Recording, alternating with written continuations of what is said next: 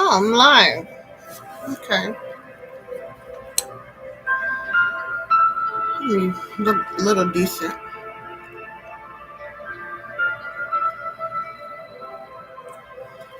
Today is Monday.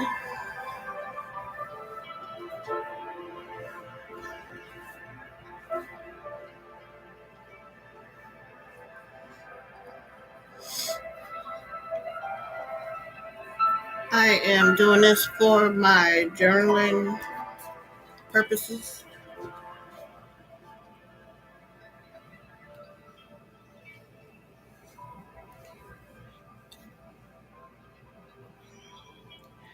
I have 4 decks of cards. The Awakened Tarot.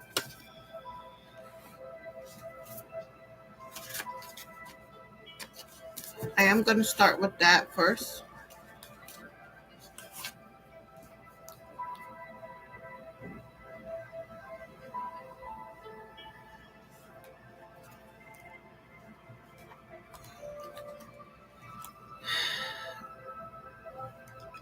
I forgot the.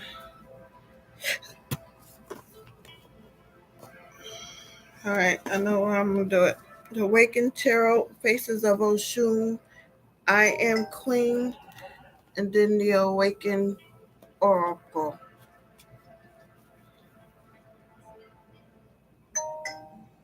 Time is 8:04 on my alarm here in Midtown, Times Square, New York.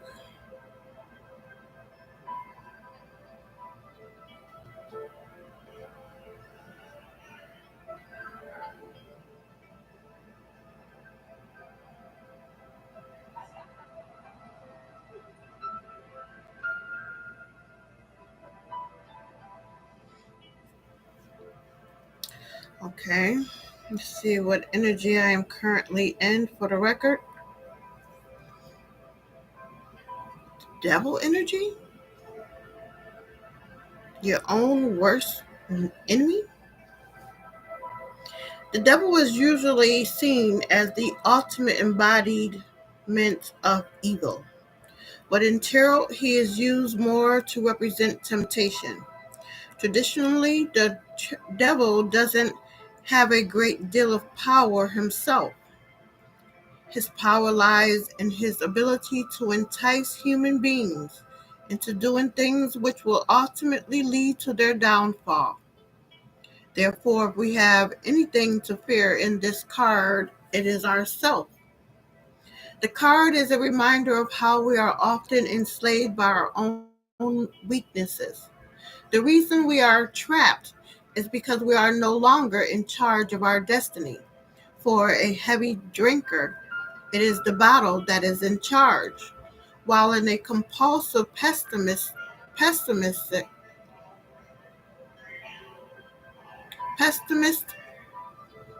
it is the negative thoughts that call the shots. When this card turns up, it often warns of unhealthy situations developing where we are losing control of our lives. The prediction of this card says temptation may arise. The devil card suggests you may be tempted. I have. This temptation could be from outside or inside yourself. Outside or a mixture of the two and could cause you problems if you succumb. I haven't. However, it is certain that the means for meeting this temptation will be found inside you. If you can look objectively at your own inner devil or saboteur and find the strength to combat him, you will not only find yourself back on the straight and narrow path in your life, but will also feel a sense of achievement, pride, and nobility as a result. Remember, temptations can be there to test us, and tests will pass. We pass will be rewarded. The guidance of the devil card says don't sabotage endeavors.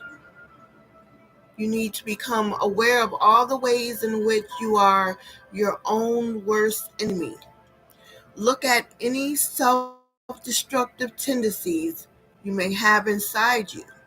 If things aren't going well for you, ask yourself if there is some way in which you are sabotaging yourself. It is always tempting to blame others for our difficulties. But the truth is that we can only truly progress when we take full responsibility for our own lives.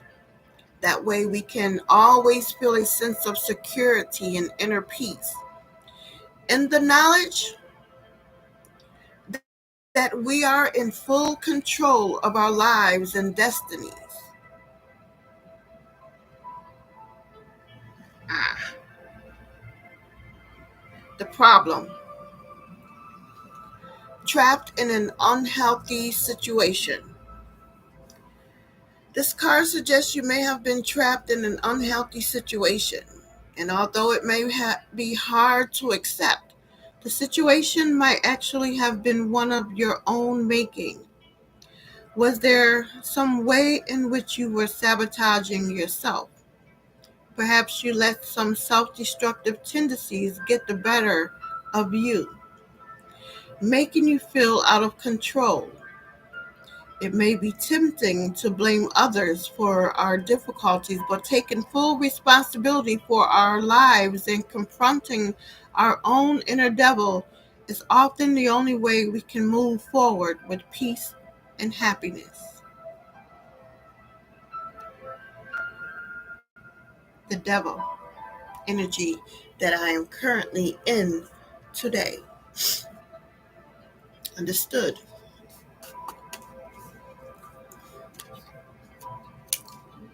I'm going to read as I open up the Awakened Tarot. I'm going to read the bottom card because I believe that was read on the live that I last did. And it says the Five of Waters.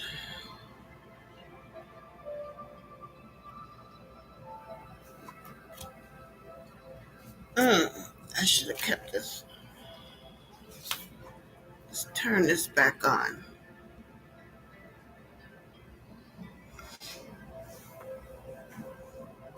I might need it. Learning tarot. In my 40s, it is.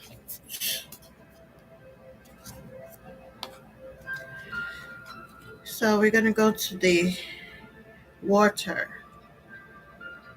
Five of Water.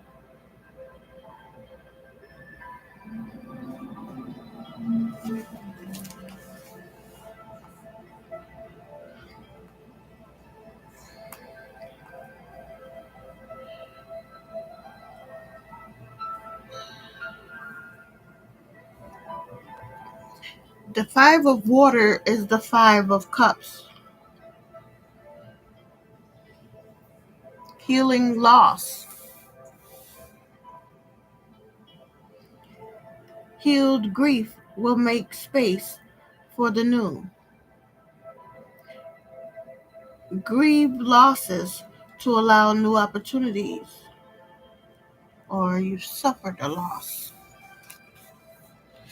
The Five of Water. I see my failures, but not successes. I see my failures, but not successes. Take it how it resonates. This is where I left off last week. The image description. A human-like being craftsperson disintegrates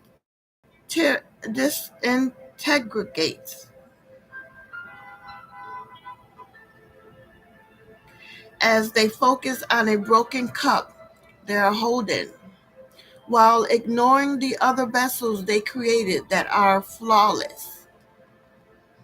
Oh my goodness, Marwa. Hey, wow. I'm such a loner here. Welcome. This is where you can learn tarot because this is the stage I'm in. I'm learning tarot. Okay, so the key words to the Five of Water is the Five of Cups, perfection, pessimism, pessimism, okay, defeatism, dejection, negativity, and rumination. Excuse my pronunciation. I need dental work. The message of this card, it says, when feelings of failure show up, show them your list of successes. When feelings of failure shows up, show them your list of successes. So advice, upright, imposter syndrome is a sneaky thing that can sometimes be disguised as modesty. Being humble is a good thing. However, we might be self-effacing to a point of believing we are fakers who will be discovered as incompetent at any moment. Try to look at your value without discounting or minimizing your knowledge. There is also a tendency for many of us to focus on our mistakes rather than celebrate successes. For fear we may quit striving for perfection. If we see only negative things, we may fall into thought patterns that erode our self worth and leave us disheartened. Each time we try something, we succeed because we have tried. Focusing on the process rather than outcome may assist. Not seeking external validation will also keep you from sliding into competitive comparisons. While working on issues such as these, try to ensure you aren't projecting insecurities and being harsh on others who are doing their best. It can take many compliments to equal the impact of one criticism. The reverse meaning of the Five of Water, the Five of Cups. Your efforts of fighting pessimism are working, and your ability to focus on the brighter side is creating a balanced perspective. Although we all experience moments of feeling down, you are able to improve your work without degrading your efforts. If you feel yourself sliding, look back at how far you've come or at how much you've improved. This is a good time to examine your friendships and support systems, especially when you feel overwhelmed. Are you receiving repeated or unfair criticisms of your work? Or are you being overly sensitive to any constructive criticisms? Don't feel embarrassed to reach out when you experience insecurities. And also let people know when you're feeling good about yourself. You may be able to help friends, family, or someone in your community by modeling a very positive attitude. The shadow message of this card. Are you denying your feelings of negativity by always being positive to support others? It can be difficult when others rely on us to be the happy one. Suppressing feelings of any kind can be damaging. If we recognize and see ourselves as complex beings that experience a wide range of fairly regulated emotions, we can accept this in others as well. If people don't want to be around you because you display this complexity, it may be time to let them go. We are not responsible for propping up others with the positive feelings that they may be lacking. Sharing our true feelings diplomatically helps us be mindful and authentic and understand that we are in control of our own emotions. Reflection question. Have you ever felt extremely pessimistic? If so, when? Do you watch or read the news or use social media every day? Does it affect your mood? Do you try to help people who are stuck in negativity? How often? If you had to assign a ratio, how much time do you spend feeling happy, down, and neutral? Do others accept your range of emotions? That's deep. Still applies today. I'm knocking on the door to spirit. I shuffled 3 times.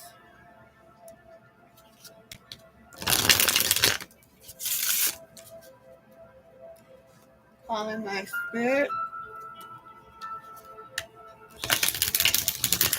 Spirit guides. 2.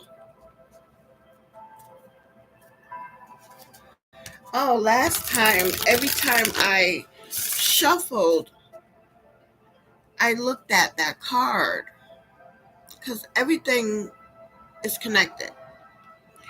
So, it seems like we are in the water energy, the cups, emotions. 10 of water is at the bottom of the deck.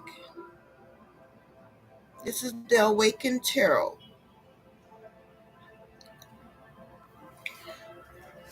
So let's see what spirit has to say to me. And those who stumble across my page.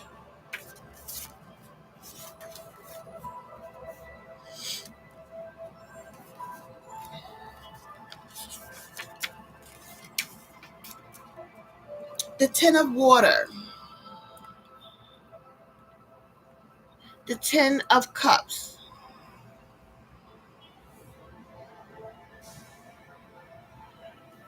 Happily ever after.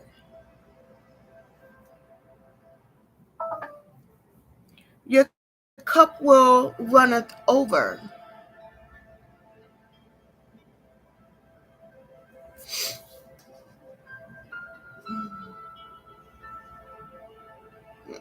My iPhone don't work.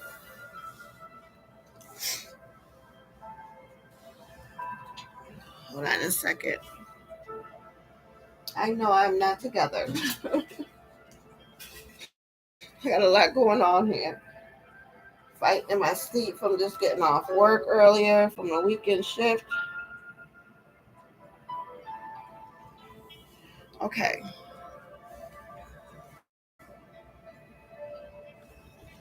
The 10 of water.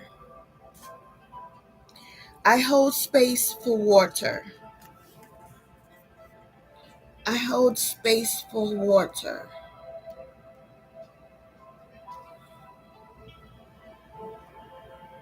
I hold space for water. The image description, a pair of human legs.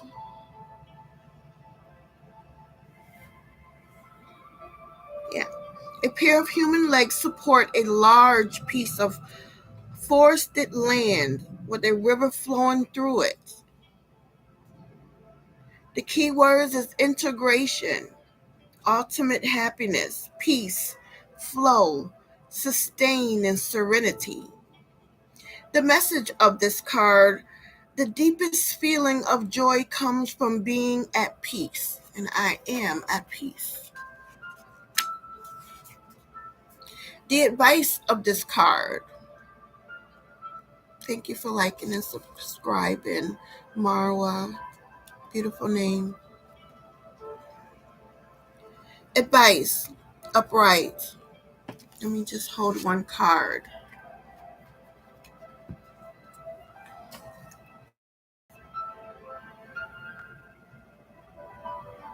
Can you see with the glare?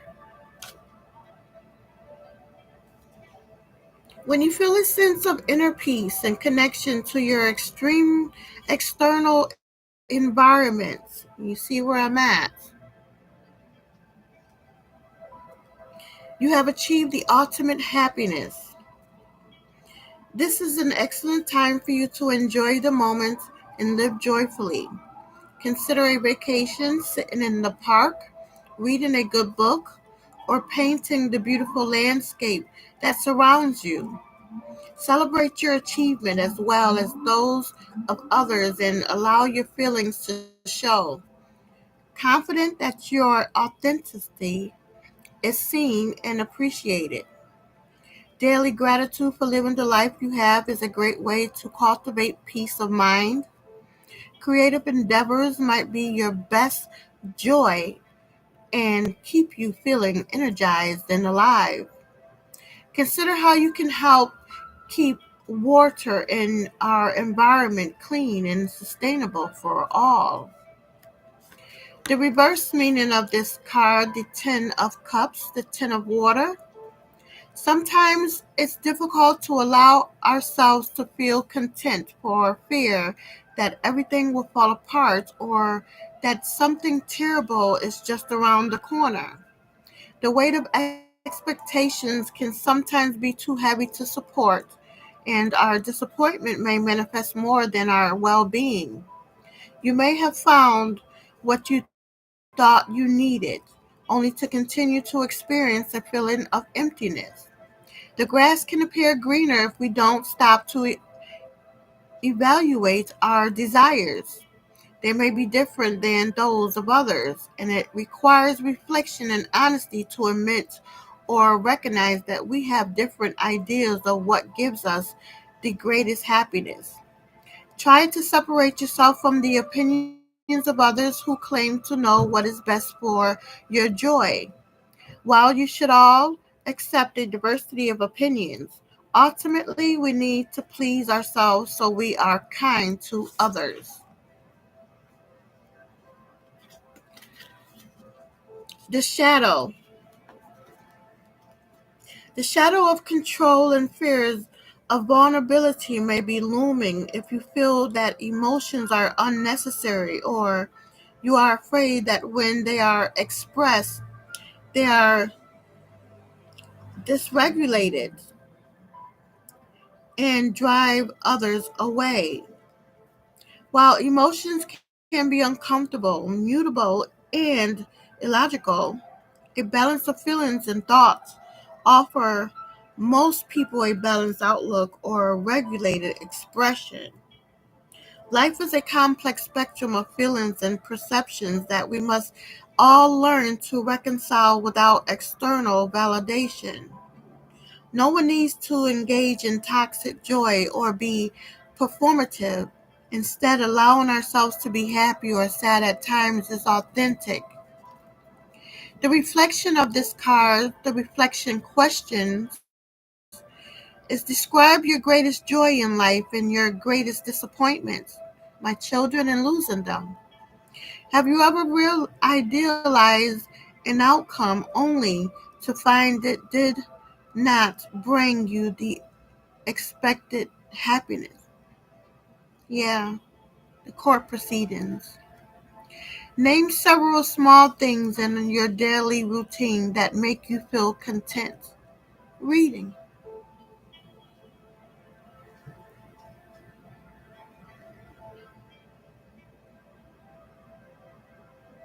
doing this.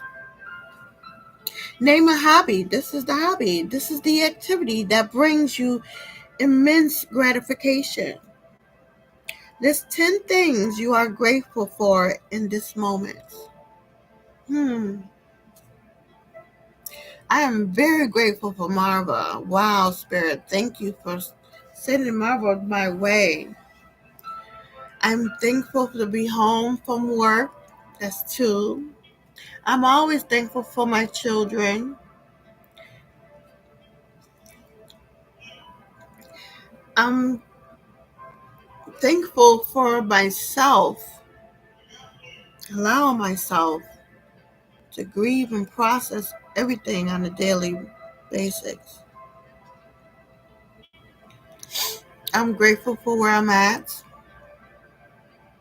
I'm grateful for my job. I'm grateful for New York. I'm grateful for my gym membership. I'm grateful for my son that attends with me sometimes. Sometimes work doesn't allow it. And overall, I'm grateful for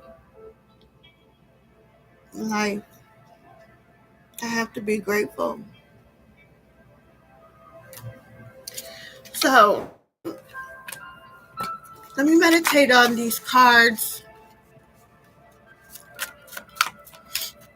Thank you, Spirit. I call in air, earth, fire, water, spirit, and ethers, my ancestors, my way seers, and my guides to help me. Give me what it is I need to know, see, and do right now to help me rise and shine regarding my current situation and what it is I need to know and see. I got a lot of pop outs. I was thinking about, let's see what, here's a couple ace of water, ace of water.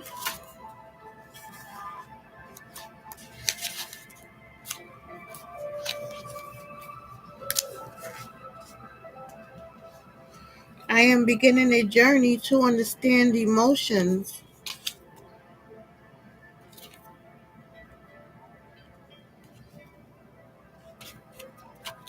Look at that, 5 cups on the bottom still after all that shuffling. Ace of waters, the sage. See what the sage says.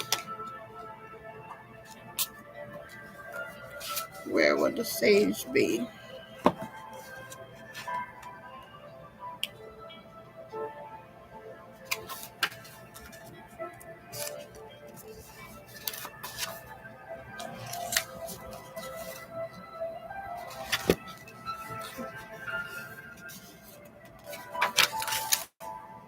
The sage is the high priestess. There I go. That's one of the cards that popped out.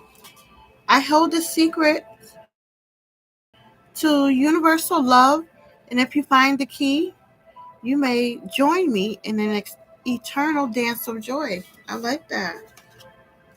The next one is the 7 of earth.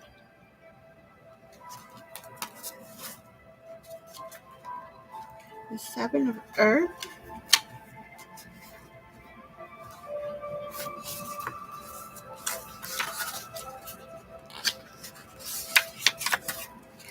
Let's see what the 7 of earth has to say. I am planting the seeds of growth and enjoying the rewards. Okay. The initiates of fire. It's another pop-out card. Let's see what Spirit has to say about that. Initiate of fire.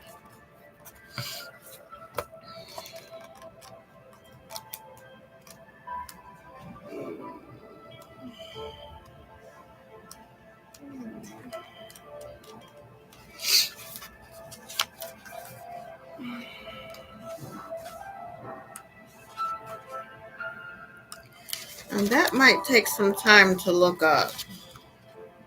And it's starting to get dark. I didn't plan. I just jumped on. Initiate of fire. Here, oh, here's the initiate of air.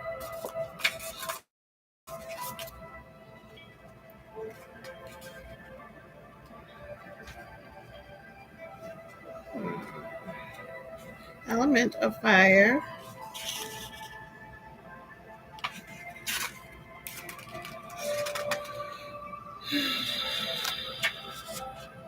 Initiate of fire.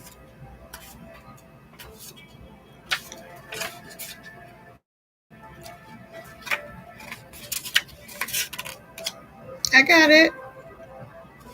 Initiate a fire. That must be a page. It is. I am learning about flames and fire. Okay. Thank you, Spirit.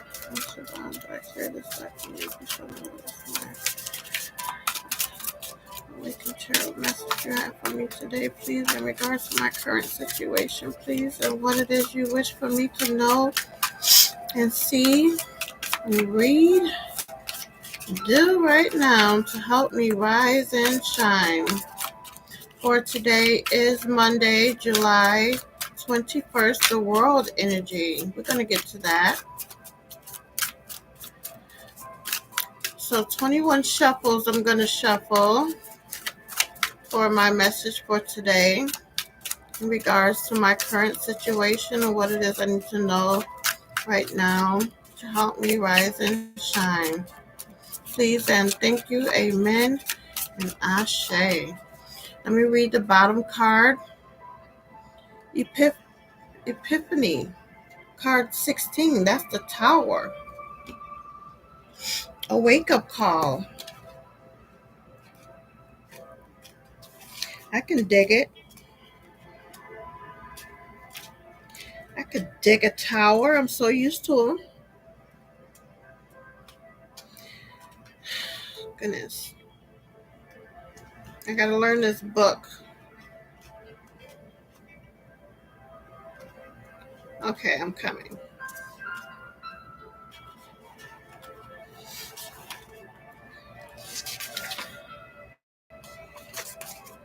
Epiphany.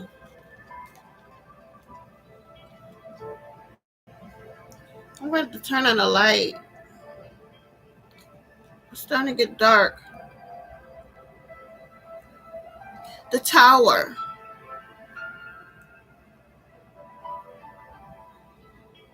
I have had a sudden realization that I may not be who I thought I am. I guess I have had that sudden realization.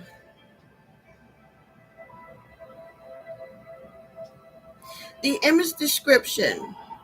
Bolts of lightning are striking the head of a being, splitting him in two halves. Bolts of lightning are striking the head of a being, splitting him in two halves. Boy, do I feel that way. The key words is revelation, vision, enlightenment, shock, insight, unexpected. Oh boy. Prepare.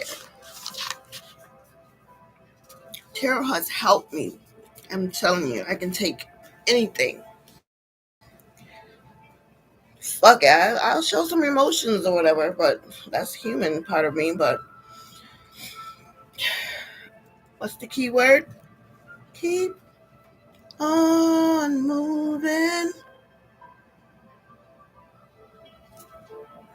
The message. Some surprising or shocking insight may occur to you about your identity or purpose. I'm ready. I always need confirmation. That's why I do it. Advice, upright. Though it might be a surprise to you, whatever event or news you are about to receive is crucial for you to experience on your awakening journey.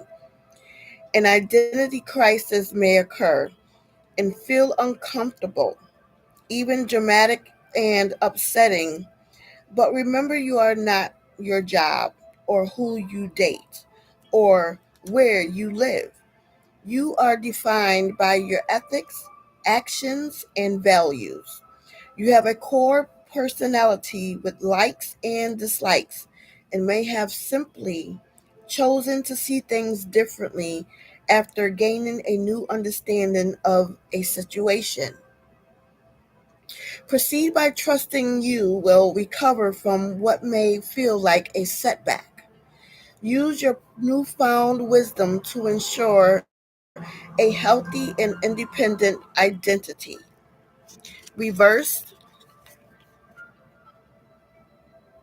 This is so embarrassing. But when I go back out, I'm going to be laughing. Okay, right there. You may be recovering from an identity crisis or healing the lingering effects of trauma. Be kind and patient with yourself as you recuperate. There may be others who are surrounding you who are not supporting your new boundaries or how you now identify. Be brave and ensure you spend enough time with positive, supportive people who acknowledge your situation patiently. Steer clear of those who prey on your fears of change and may manipulate you to revert to a former way of being that no longer encompasses you. hmm So, the shadow.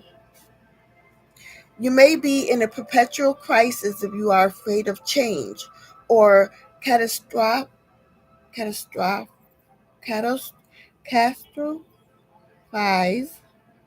about outcome. Try to imagine a hopeful and joyous future and understand that surprises will always occur and they are out of our control. Connecting with the elements and our deep desires will assist in our becoming resilient. It is our perspective that will ultimately predict the outcome of a turbulent situation. Reflection. Questions. Have you experienced a sudden shift in perspective? Always. How do you define yourself?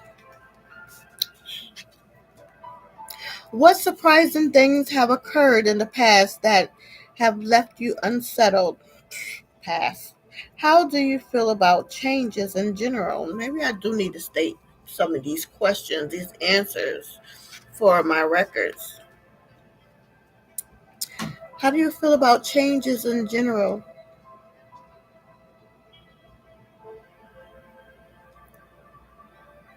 What has assisted you during times of a sudden disruption?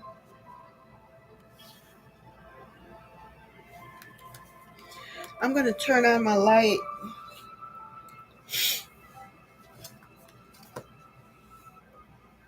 Bear with me. I'm going to turn on my light.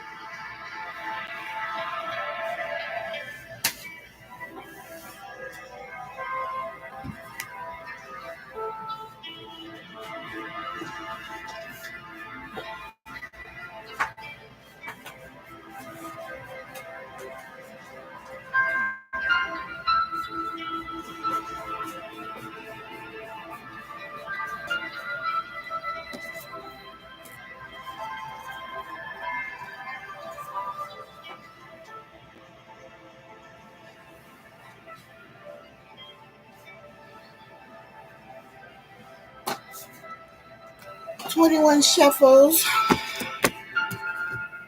for the remaining messages."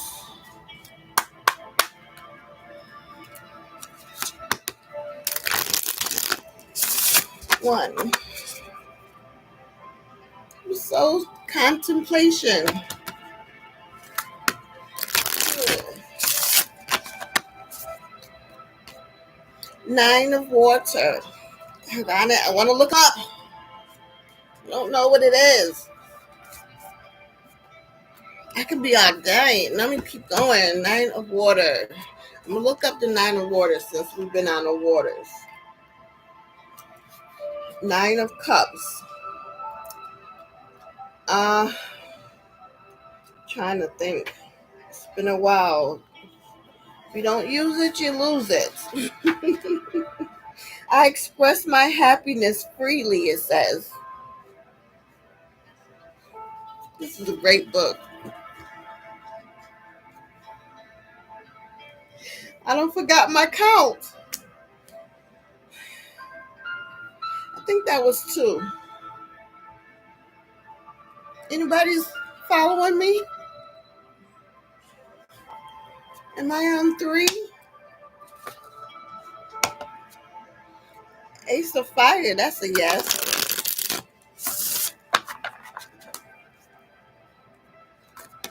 Four.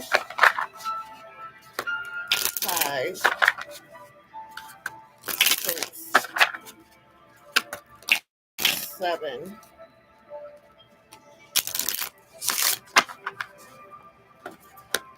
8,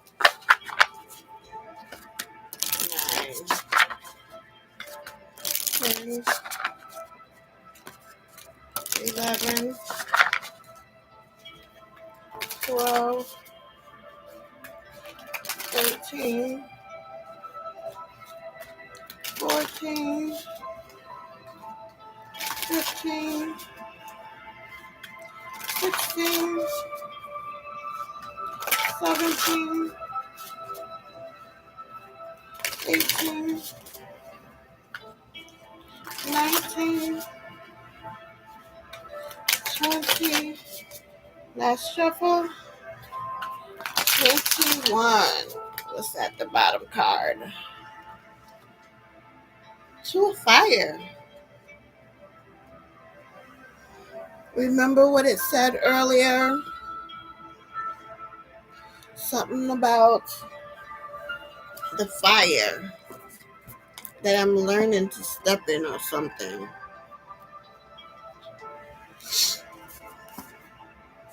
Two of fire. Let's see what this has to say.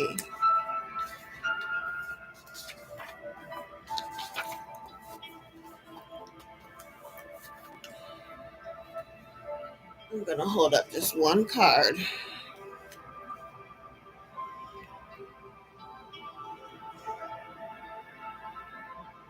I have a glare. I don't know why. That picture is very deep.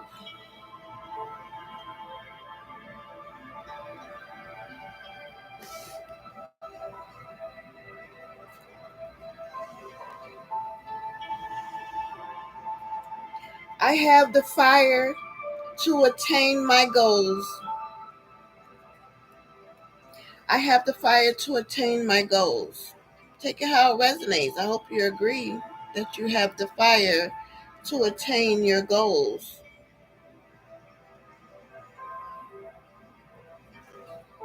The image description: a human like being holds a small fire. Let me turn this down a little bit. A human like being holds a small fire in one hand and reaches up to the sky to receive guidance. The key word is input, plans, first step, goals, acceptance, activate, and seeking.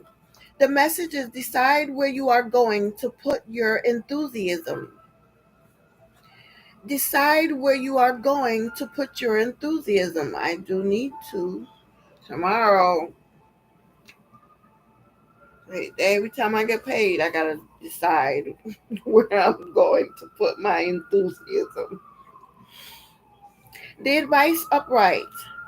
Now that you have a passion for a particular outcome, you are on a journey to discover specifically where you energy. Take a moment to contemplate your motivations and goals and envision the future you desire. Whether your guidance is spiritual or from another person or community, you will likely work with others in some capacity for your ideal to become tangible. While you are still at the beginning of your fire journey, don't hesitate or stop because you are uncertain of the outcome. You may need to ask for some guidance or input to ensure you are on the correct path or have estimated a practical plan of action. The ambiguity you may be experiencing will pass as you begin to create a timeline and budget for your goals that are realistic and within your skill level. Reversed. You may be at the verge of giving up on trying to find your purpose or where to place your energies. Sometimes we feel we are divided between so many things we want to accomplish that it is difficult to plan. Deciding can feel beyond our reach due to being overwhelmed. The easiest way to tackle this is by trying the things you love most. breaking it down into manageable pieces and committing as little as 15 minutes a day researching or starting with small steps. If you are having trouble starting, return to the one of fire for advice, and that came up too. You may need to go solo on a current project if you are feeling friction within a partnership. You may also need to clarify your goals with the other person so you are both in agreement. Try not to get drawn into a drama or schemes of others. Instead, write down your own ideas, gain insight on your true desires, and identify your needs to continue. Autonomy is crucial for you at this moment. You hear that? And this is in reverse. Me being a Libra, I record I and it's not just because I'm a Libra. Anybody can say this as well. But I identify with both my negative and my positive, my light and my dark side. So here's the shadow. You may not feel that you can decide anything about your future right now because you are overwhelmed. Sometimes we all feel we are not strong enough to face the future and are tempted to live in the past. If you are afraid of making the wrong choice or of failure, pain, or disappointment, try to look at the situation and ask yourself what makes you happy and enthused the most. Even if you make a choice that needs to change, you will always be moving forward and carrying your experience with you. How can you fail? If you are leaving a relationship or partnership right now, know it is for the better and for the future so you can move on.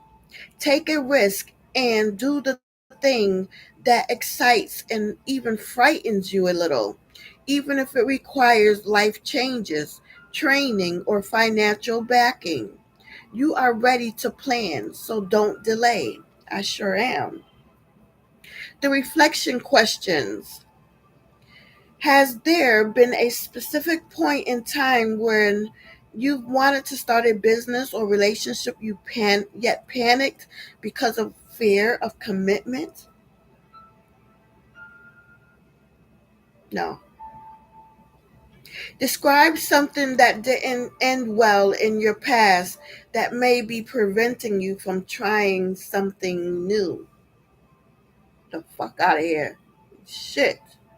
The fuck? Nothing's preventing me from trying something new. Whom do you ask for input when stuck in a project? I Sometimes I don't have anyone to ask but spirit. Name one thing that you would love to do if you were in business for yourself. This right here, I'm doing it. I'm not monetized. And another thing, I'm into caregiving, so I would like to have my own, you know, business in that. Is there a community you can locate to assist you with your goals? I believe I'm in the right spot. How do you feel generally about the enthusiasm others have about their pursuits? I don't see any enthusiasm around me unless I reflect to my job, family. I have a work family. Let me cut this. Everything is definitely falling into place.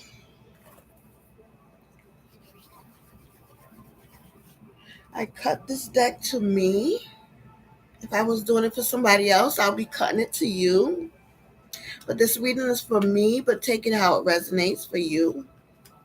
So here's my bottom card I'm going to read first. And it is the Six of Fire. What a beautiful card. And we're back on the fire.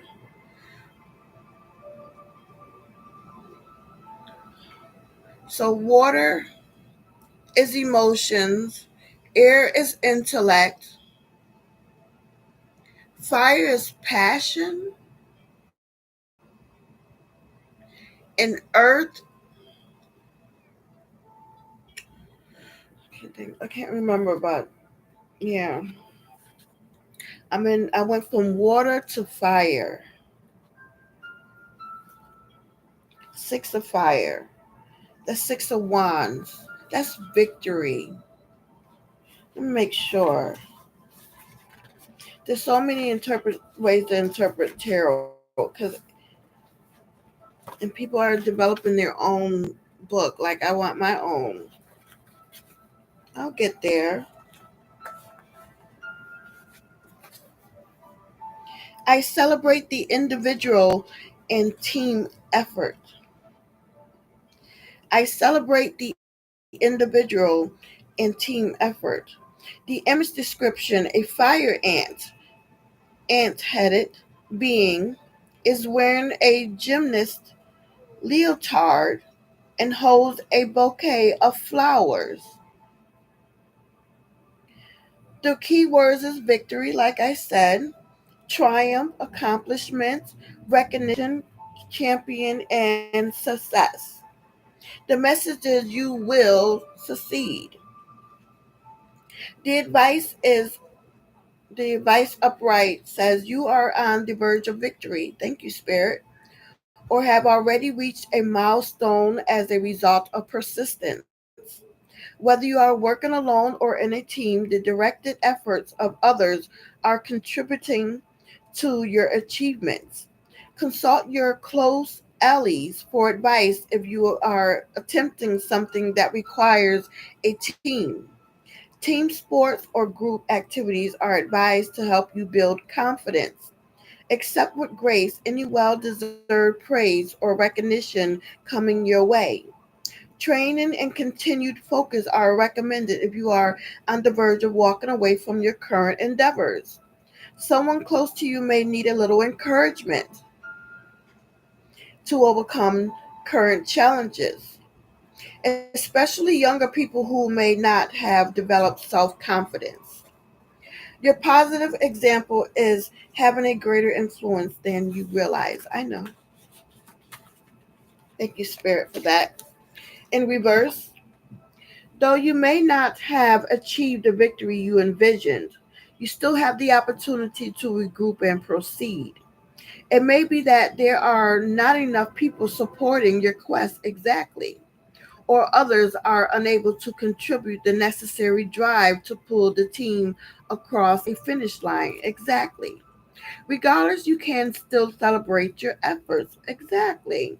Perhaps asking yourself to view things in terms of many outcomes apart from the binary of winning or losing may help you sort out a current dilemma. If someone close to you has not succeeded by their own definition in a particular project or competition, offer your support. Try to avoid undue harshness or judgmental behaviors towards yourself or others if you are disappointed in a recent outcome. The shadow. The shadow most often encouraged or encountered with this card is the attitude of winning at all costs. Look at what being the best at something means to you and whether you are com- competing fairly or using manipulation and questionable tactics to win and boost your ego. Self esteem is calm and humble. Ego combined with competitiveness can manifest as a lack of empathy and ruthless and inconsiderate behavior.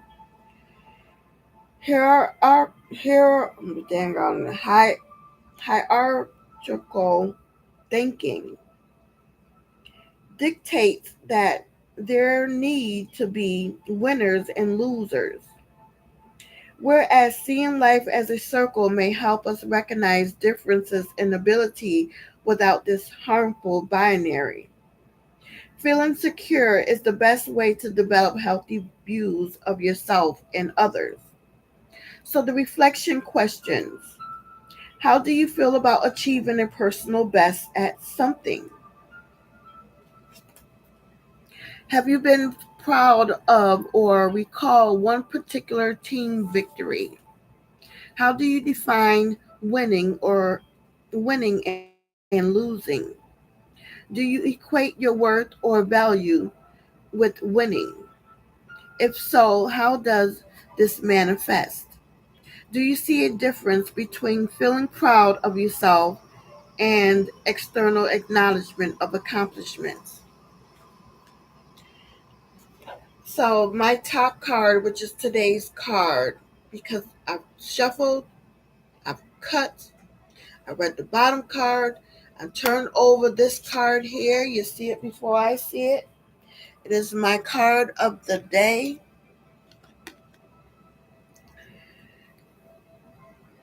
I'm afraid to look at it. You see, I'm procrastinating. And it's going to coincide with the energy of today. I'm in my devil energy I read at the beginning of the reading. My own worst enemy.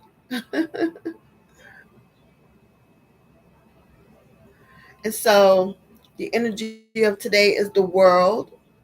All's well that ends well. And then after that is my card of today. It is the wow, the world card. Cosmos. That's what's up. I love how shit be coming out like that. All's well that ends well, the world. I am actually going to be ending this live after I finish this because this is the first card of the deck. I can read the second, Destiny, because normally I read three cards. It'll be the past, the present is the world, and the future is destiny. So, wow, thank you, Spirit. I don't have to worry about staying out here too long. I'm going to read the world, the energy of today.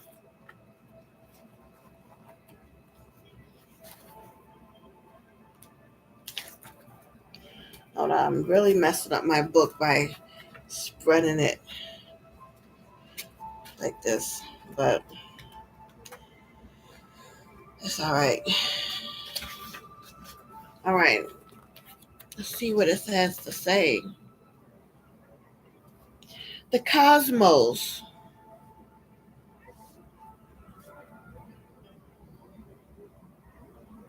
The world. I am an alchemist. Yes, I am. Who uses science blended with nature to discover the deep mysteries of life.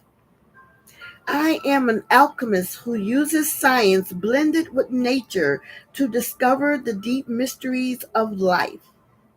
The image description: a snake being representing mystery is wrapped around the cosmic or orphic egg, representing creation and destruction beyond our comprehension. Wow. Keywords: alchemy, mysticism, occultism, philosophy, esoteric, profound, and intertwined. The message: you have awakened to achieve an expanded view of the world. You're placed in it, and how everything is interconnected. Upright advice: you have awakened to a new level of awareness.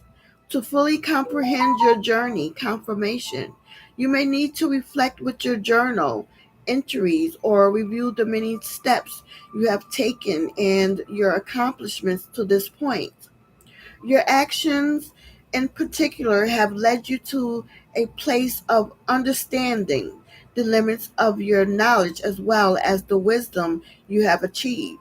You are ready to walk into your future, knowing your place in the grand scheme of life, and are well prepared to advance to the next level of whatever you desire. You are in a position of sharing your wisdom with others and may consider offering workshops in your area of expertise, teaching at a university, or sharing your views in any number of public forums.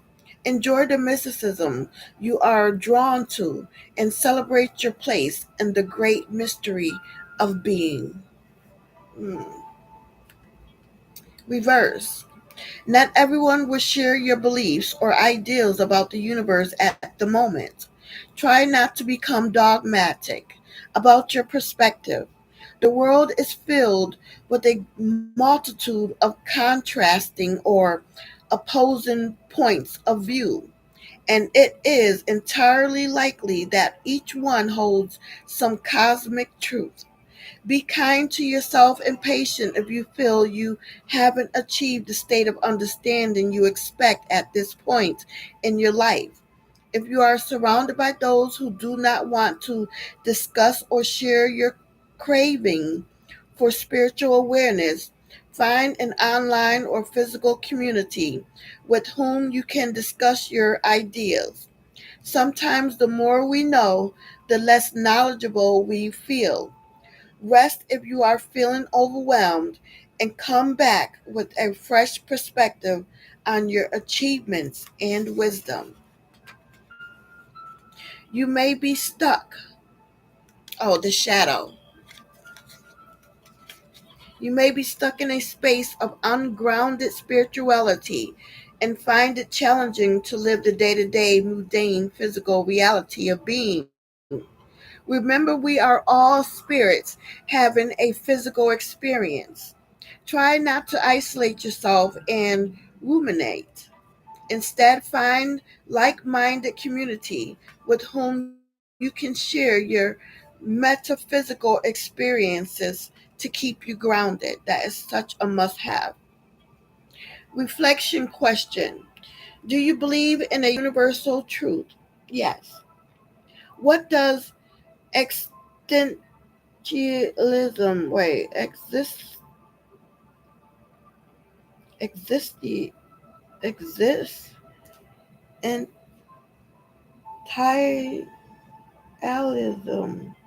mean to you?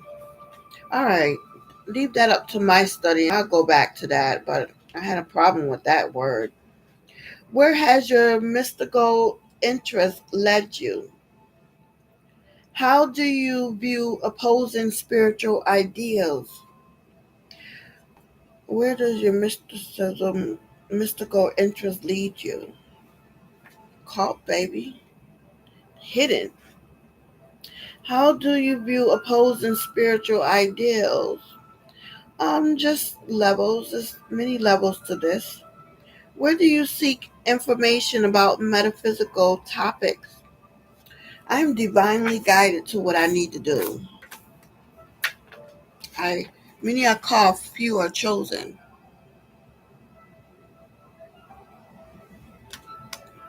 Okay, so that is my present, but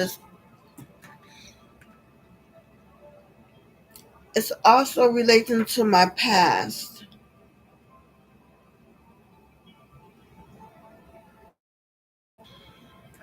It's the top card. What am I supposed to do? I can't pull three cards. I'm going to read Destiny.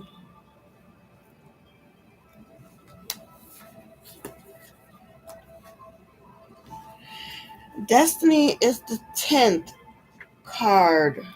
That's the Wheel of Fortune. What comes around goes around. The Wheel of Fortune. I don't want to mess up my shuffle.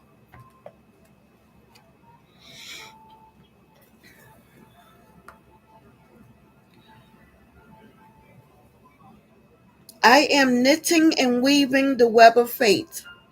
It is yours, or Is it yours or does it belong to the universe? The universe is in control. Imagine, or image description, excuse me. A spider being is knitting a web with two knitting needles and has an enigmatic expression. Enigmatic expression. Keywords: destiny, fortune, karma, control, and fate. The message of this card is: how do you see yourself in relation to destiny will determine your future outcome. How do you see yourself in relation to destiny will determine your future outcome.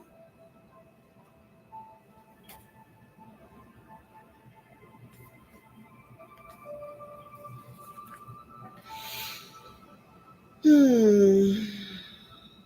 Advice: upright. You are a powerful being who is in control of your fate. What you are doing today would dramatically affect the outcome of a current situation. Don't take your words or actions lightly right now. And remember that planning in advance of anything you wish to manifest will increase your chances of it succeeding dramatically. You are writing your own story. If you feel you will be unlucky in what you do, you are falling into the trap of self fulfilling prophecy. Reversed, you may not see yourself as a powerful person at the moment, but don't allow repetition of past circumstances to lead you to believe you can't change the future outcome of your life and career. Perhaps it is you who is knitting the fate of yourself and others. You may feel at the mercy of an overbearing boss or controlling person in your life, but you can take back your power. Try not to minimize your successes by saying you were simply lucky. Hard work has been the foundation of your achievements, and you should feel proud to accept the win. Being proud of yourself is not the same as arrogance. The shadow. You may be experiencing the shadow of accountability. Sometimes presents this presents as the feeling that you accept that you are in control of your life and situation. This doesn't mean you are to blame for things that happen to you, but that you have the power to react in a way that helps you feel empowered to change your situation. While this can feel like a great deal of pressure, ultimately you will feel self esteem and confidence grow as you work towards resolving things in your life that are unpleasant and uncomfortable. The reflection question: do you memorize your success? Can you think of an example? If I had a GED, I would want to go to college. That's minimizing my success. When have you felt out of control? What percentage of life is luck and what percentage is in your control? Have you ever wondered why others are lucky and you aren't? Do you feel that you have a particular destiny?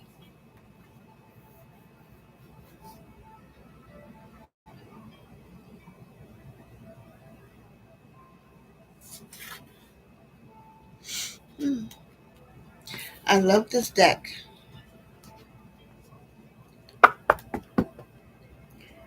That's the end of the tarot.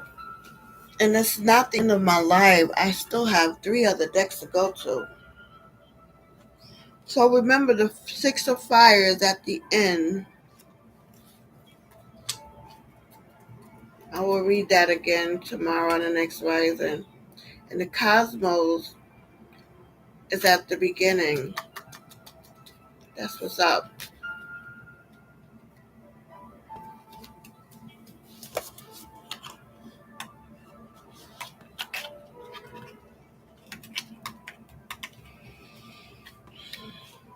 Good advice.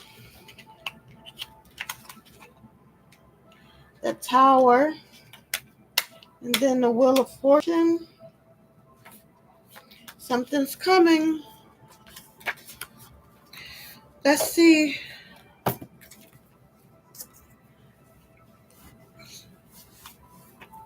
The Faces of Oshun.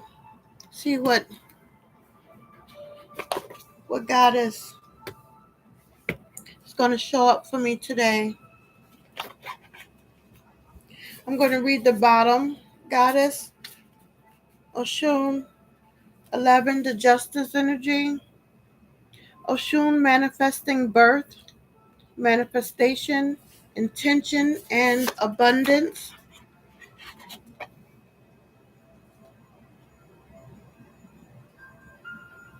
Beautiful card.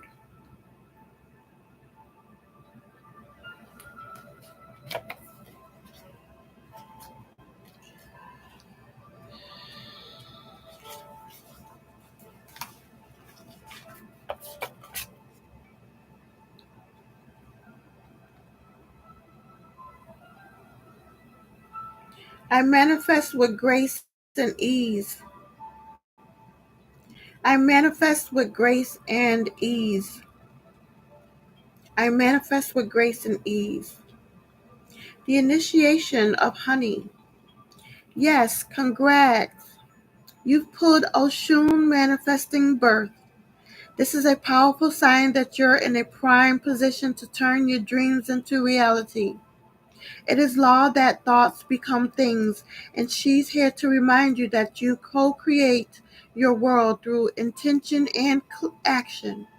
Clear your mind, imagine your goals fulfilled, and then follow your guidance. What to do now? Examine your thoughts and beliefs, and are they in alignment with your goals? If not, now is the time to make a change. Watch out for self-imposing limitations. Take consistent steps towards your vision and remain open to unexpected opportunities. The divine often responds in ways we least expect, so stay receptive and willing to shift easily. Pray, intend, and declare your wishes. Do the work, but also allow room for the magic to happen. Manifestation is a dance with the divine. Release your expectations and trust. You are in a powerful phase of creation and realization. Your thoughts, intentions, and actions are aligned in such a way that manifestation is not just possible, it is likely. Her story. In the narratives of Osei Mijai, Oshun's husband, Orunmila, the Orisha of wisdom and divination, was destitute and struggling. Osei Mijai is one of the 256 Odu sacred texts in the Yoruba Ifa divination system, representing joy, prosperity, and potential fulfillment. Orunmila makes a sacrifice, and prosperity begins to manifest in his life. This Odu teaches us that when manifesting, it's crucial not to just wish or hope, but to listen to guidance, make the necessary sacrifices, whether it is time, effort, or resources, and act accordingly. The healing ritual. On the night of a new moon, plant a seed in a small pot as a symbolic act of what you wish to manifest. As you cover the seed with soil, state your intention clearly and visualize it coming to fruition. Put the pot someplace where you see it every day as a reminder of your manifesting power. Water and care for it as you should with your dreams. So I better go get me some seeds tomorrow.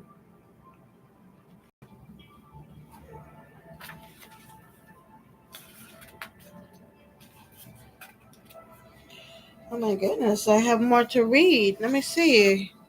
About the initiation of mirrors. But that's, huh? Do that go together?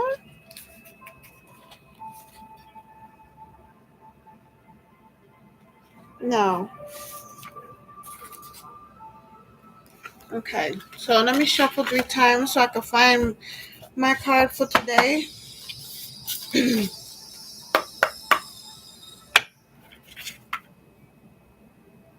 The Shun of soft power, influence, openness, emotional intelligence.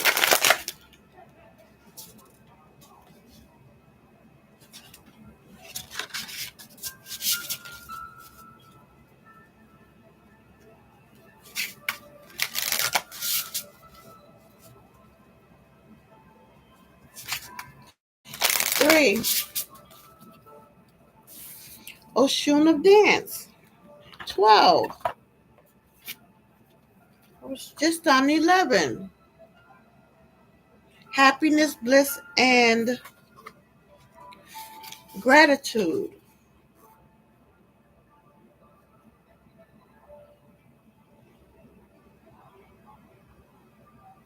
Let me just read this.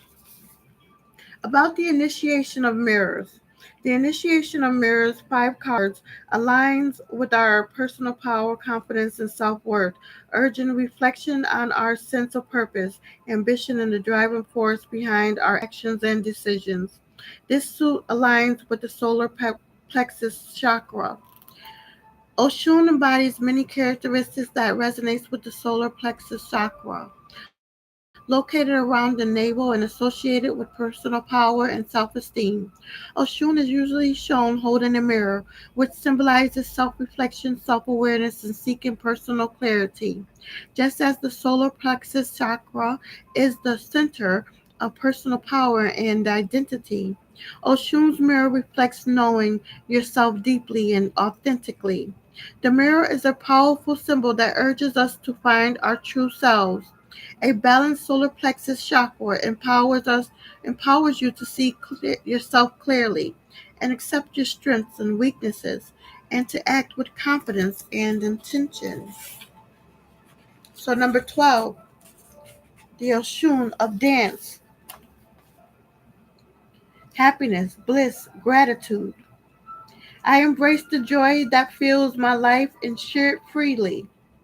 I embrace the joys that fills my life and share it freely.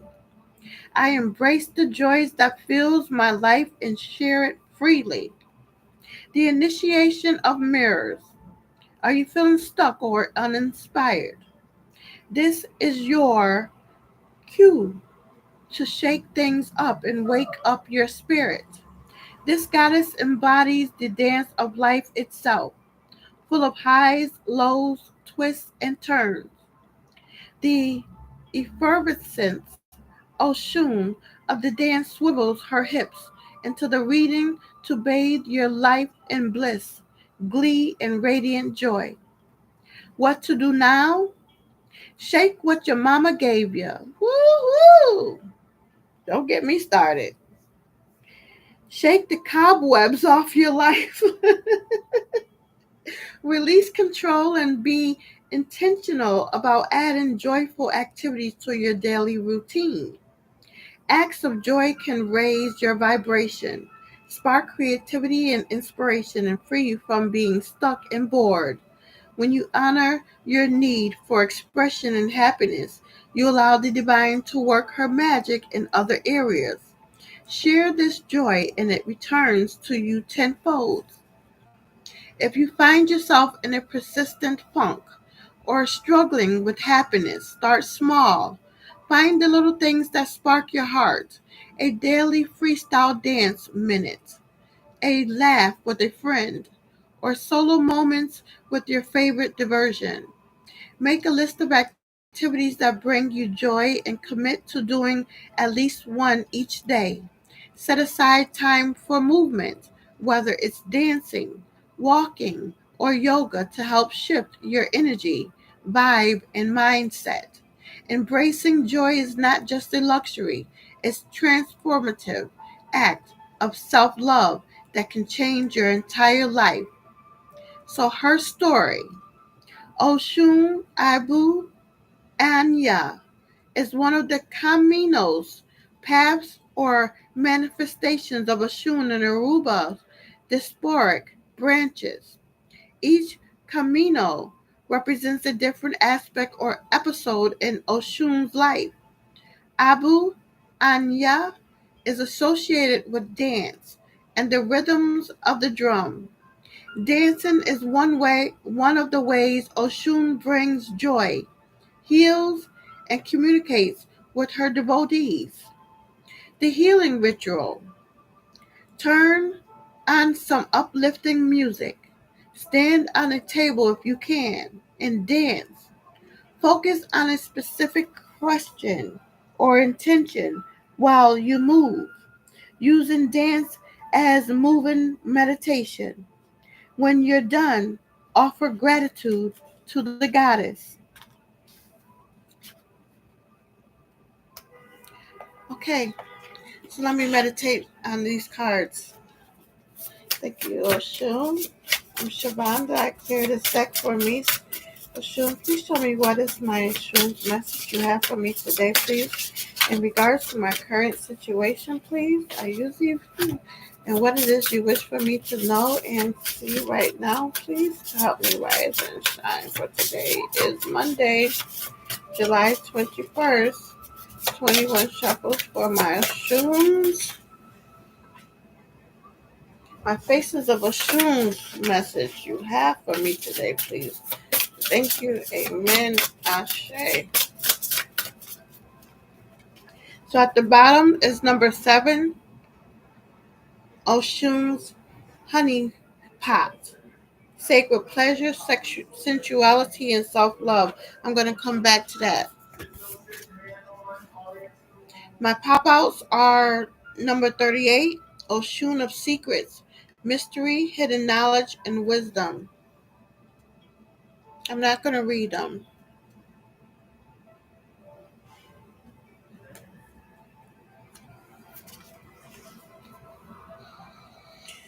Number 9, Oshun of harmonic balance, harmony, inner peace, and synchronicity.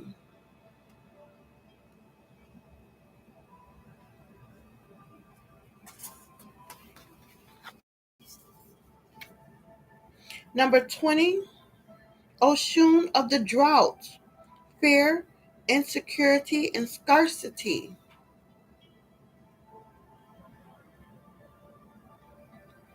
Hmm.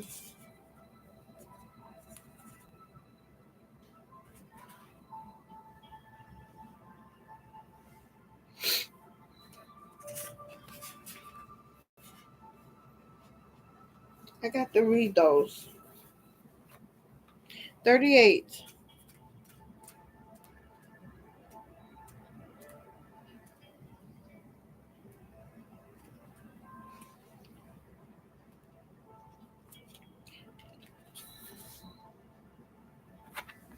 I trust my intuition to guide me through the hidden. Initiation of peacocks. Are you being invited into a world of hidden wisdom? As you access Oshun's book of secret knowledge, deeper truths about yourself and the world around you are waiting to be discovered. Oshun of secrets may indicate that you are or will soon be the keeper of significant secrets. Or perhaps you are the one holding one onto a big secret. Are you being deceptive? Consider whether it's time to share your truth or continue safeguarding it. With this insight comes responsibility. Use your newfound wisdom to guide your actions with compassion and discernment. What do you know? What to do now, excuse me. Remember, beloved ones, not everything or everyone is as they seem. Trust your intuition as your most reliable guide through the labyrinth of the unknown. Someone may be lying to you, but secrets don't have to mean deceit. They can also represent ancient wisdom, untapped potential, or undisclosed opportunities. Use your inner wisdom to understand others better and show empathy and kindness. When exploring your own hidden truths, be gentle with yourself. Discovering your personal secrets can be both freeing and challenging, but your truth has the power to heal and guide you when treated with respect. Her story: Celia Cruz's song, Oshun Kan Shango, is a tribute to the Afro-Cuban Orisha Oshun and Shango. The song pays homage to these powerful forces and their dynamic relationship. The song has been appreciated for its musical qualities, and it is celebrated for the spirit and culture of Santeria.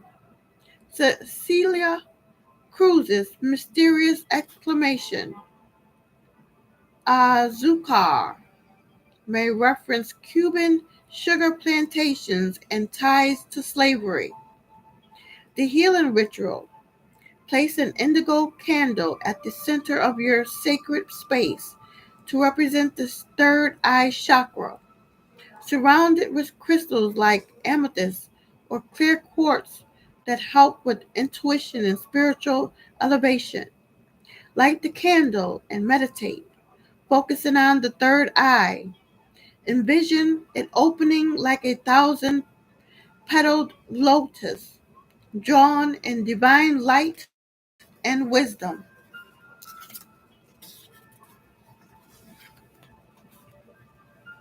Hmm. Number 9,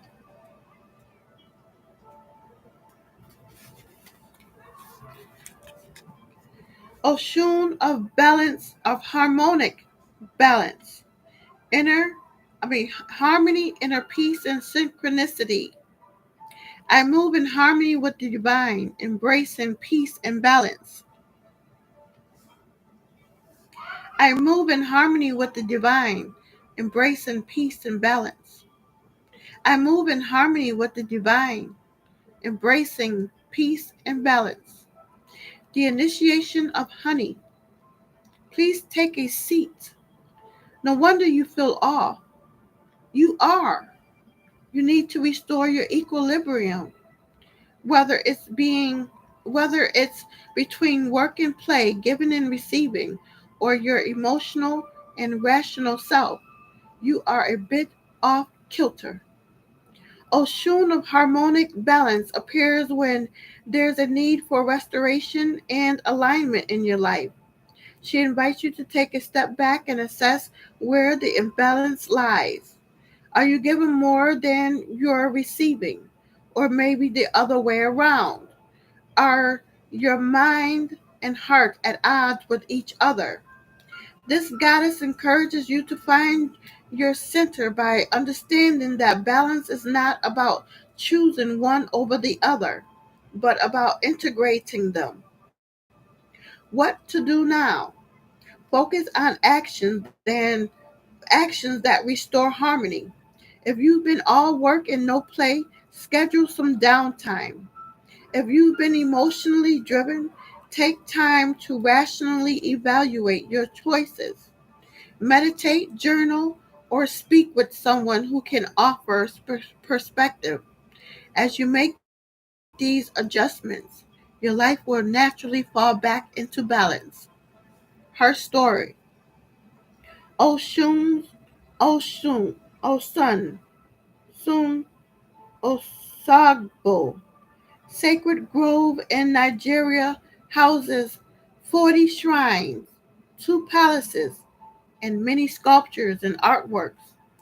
The grove is a spiritual sanctuary recognized for its religious and cultural and ecological significance.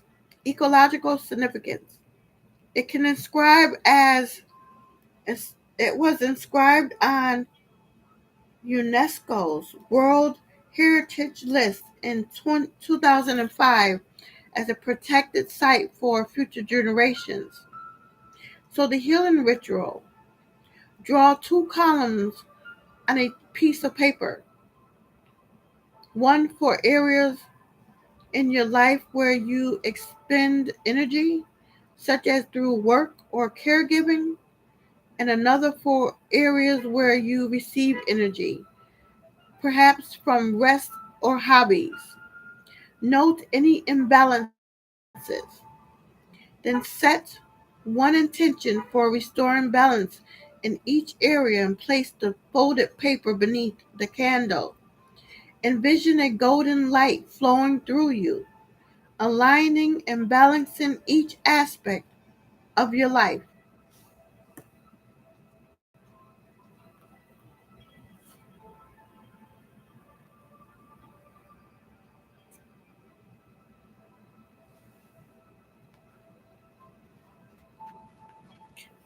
My next card is card number 20, Oshun of Drought, Fear, Insecurity, and Scarcity.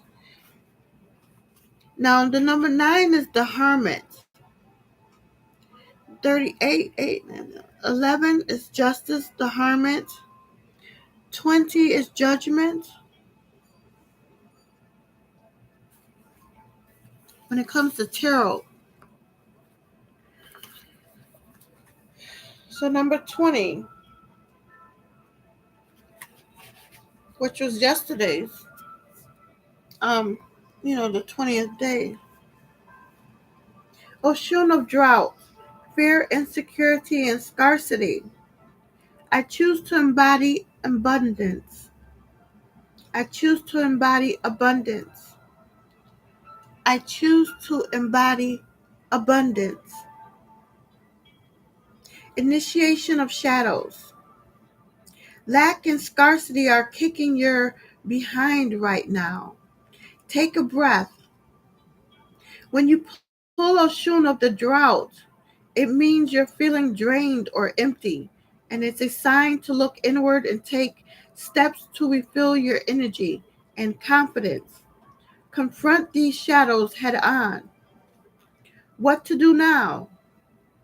It sounds like BS when you feel broken, but abundance really is a state of mind. Ground yourself in gratitude and focus on the richness within and around you. Challenge and shift negative thought patterns and seek ways to nourish your spirit. Nurture your inner well being can alleviate feelings of a personal drought. Are you allowing fear or self doubt to block your prosperity?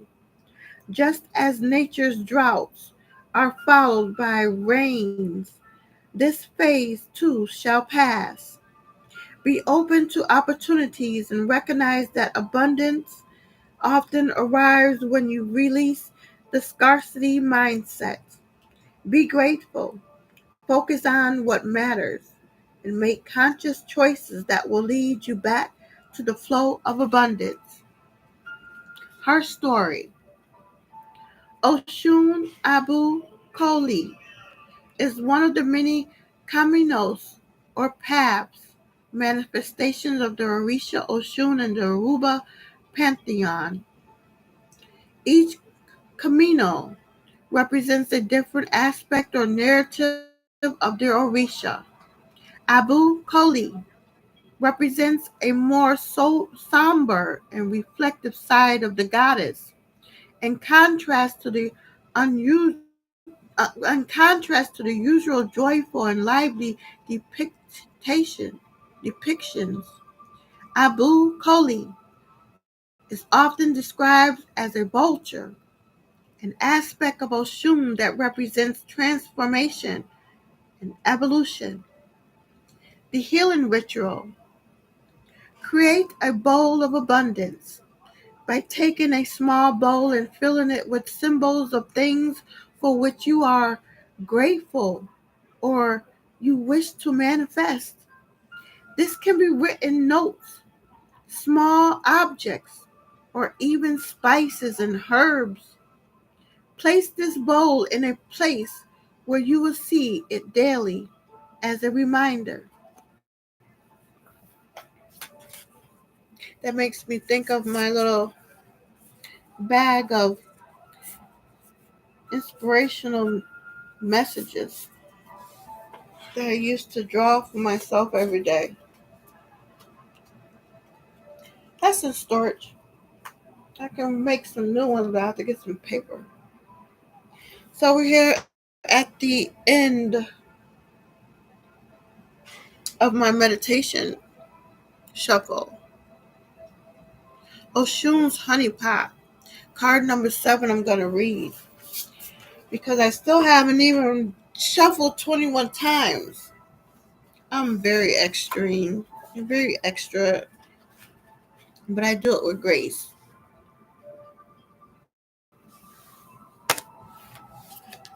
Number 7. I have time tonight, working my way to sleep. I'll be going back and listening to this to go to sleep. Nice card, Oshun. The Honey Pot. Card number 7 in tarot is what?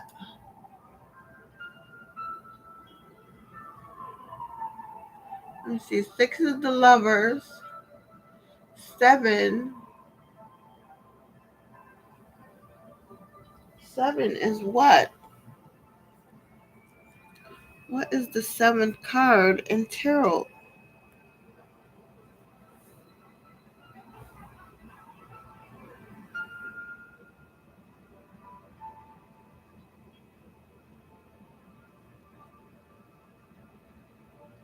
What is the 7th card in tarot?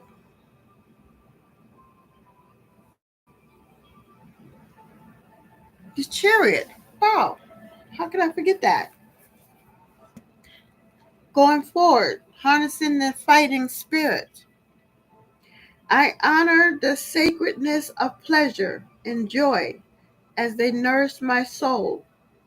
I honor the sacredness of pleasure and joy as they nourish my soul. I honor the sacredness of pleasure and joy as they nourish my soul. The initiation of honey. To put it bluntly, this is not the time to be a prude or timid. This is also not the moment for self restraint. Get out of your own way, release your inhibitions,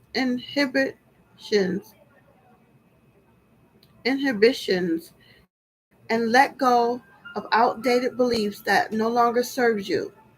Pleasure is a divine gift awaiting for you to claim it. Denying yourself joy is denying your own essence.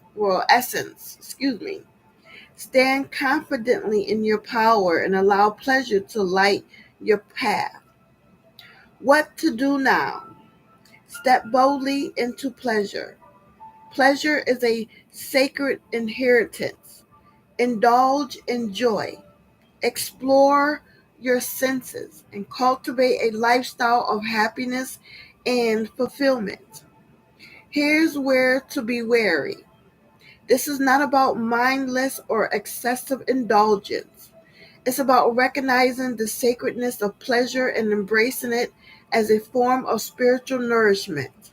Your body, your emotions, and your soul all require joy to thrive.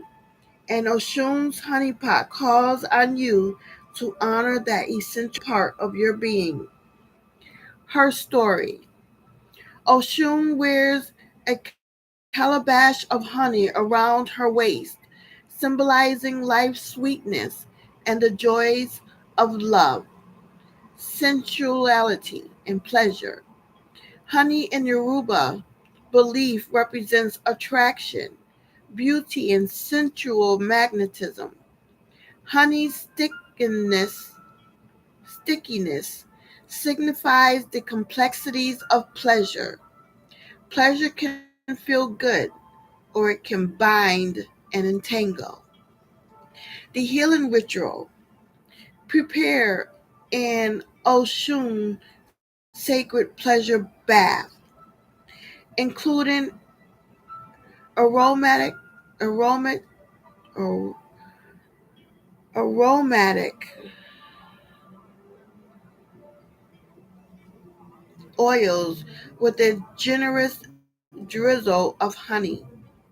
As you soak, relish the sensations using honored items like orange peels, cinnamon sticks, or sunflower petals as you revel in their sensory experience. Offer your gratitude, envisioning her golden light, unlocking new pathways to happiness and pleasure. Okay, turn this up.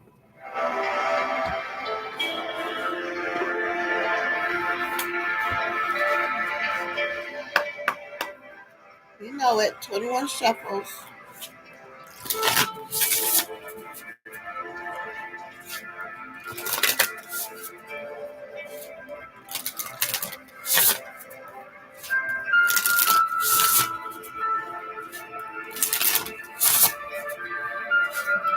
6,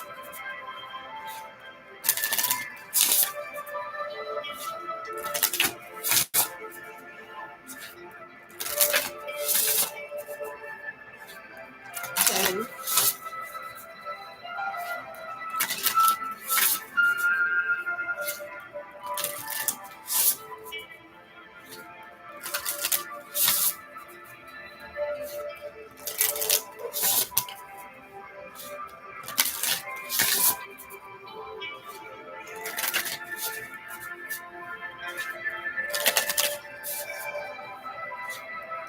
18, 19, 20, 21. You see it before I do.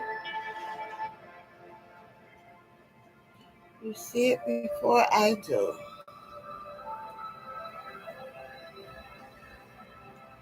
Beautiful card. Oshuna Mercy. Card number 26. That's strength. 6 plus 2 plus 6 equals 8.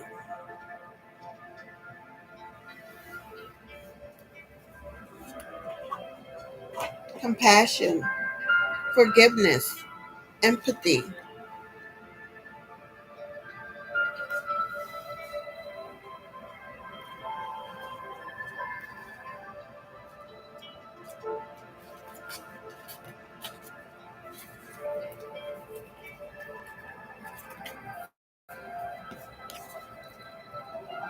Oshuna Mercy, compassion, forgiveness, empathy. Love heals all wounds. Love heals all wounds. Love heals all wounds.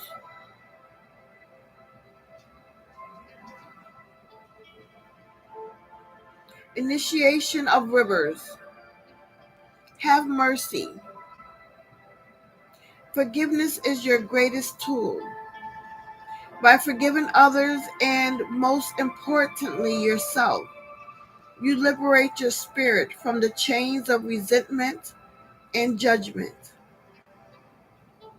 The act of forgiveness doesn't condone past actions and excuse wrongs, but it releases you from their grip.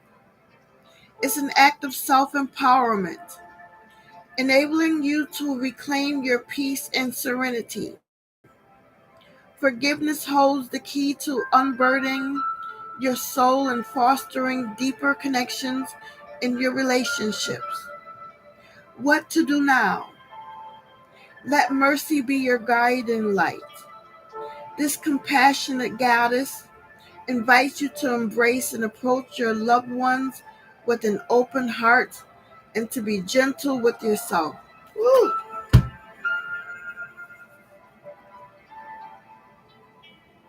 It starts from within. If you've been your harshest critic, allow the soothing energy of mercy to flow through you. Your perceived imperfections are not failing, but opportunities for growth. Extend your compassion to others and practice self-forgiveness. Her story.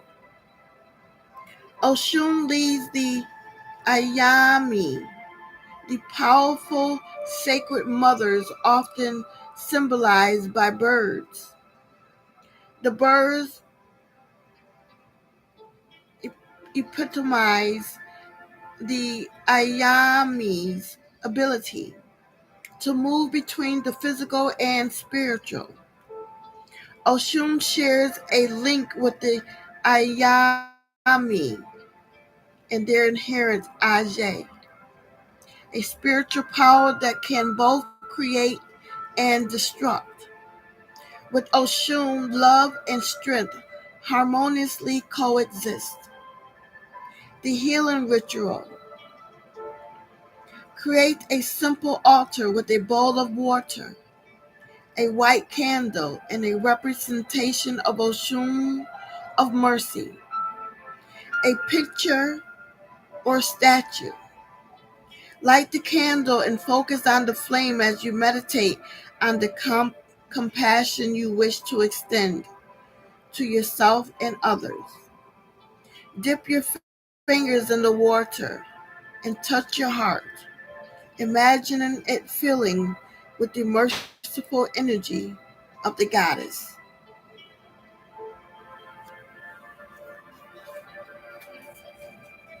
I'm going to cut the deck to me.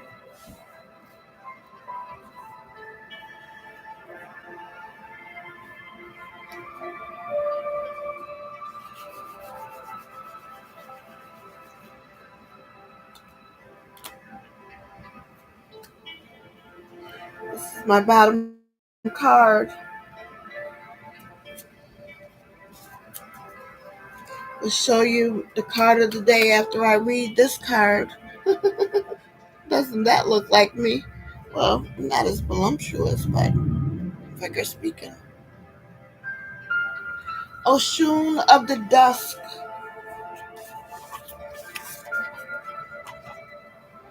Card number 44. That's an 8. Strength. It's the last card, I believe, of the deck. Exactly. Cycles. Transition. Closure. I embrace the beauty of endings. Something's ending, huh?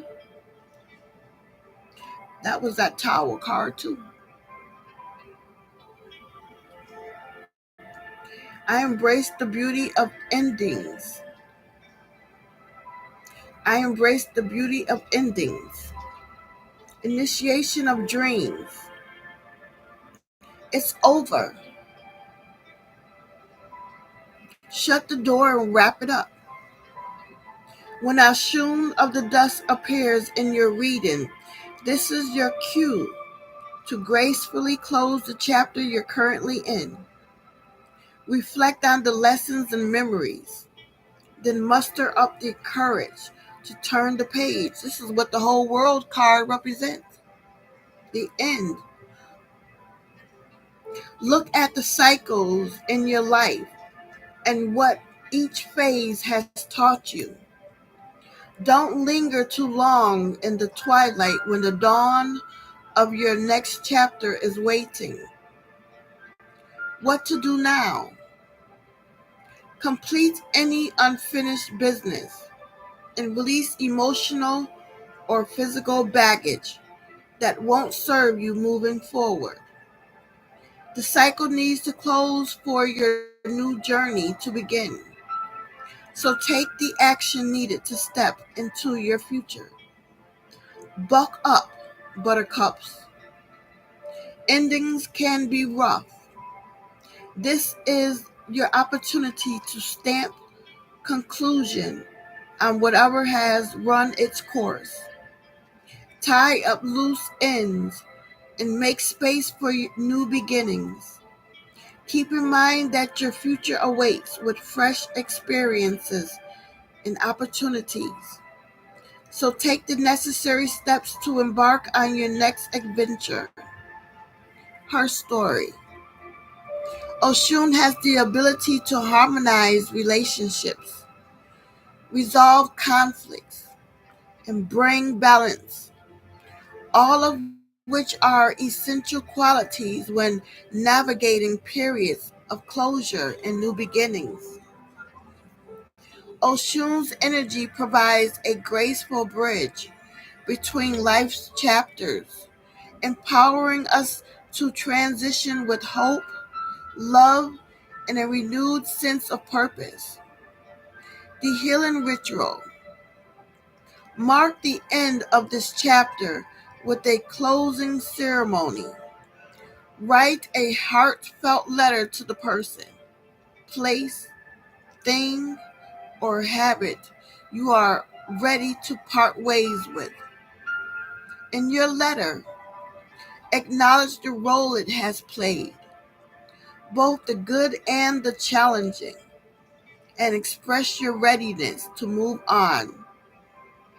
Read the letter out loud, then tear it into pieces and release it into flowing water as a symbolic act of release and closure.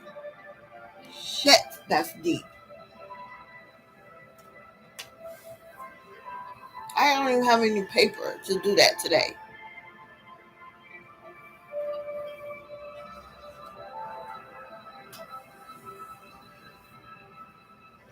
But I'm processing it internally as if it's being done. It's already done. The letter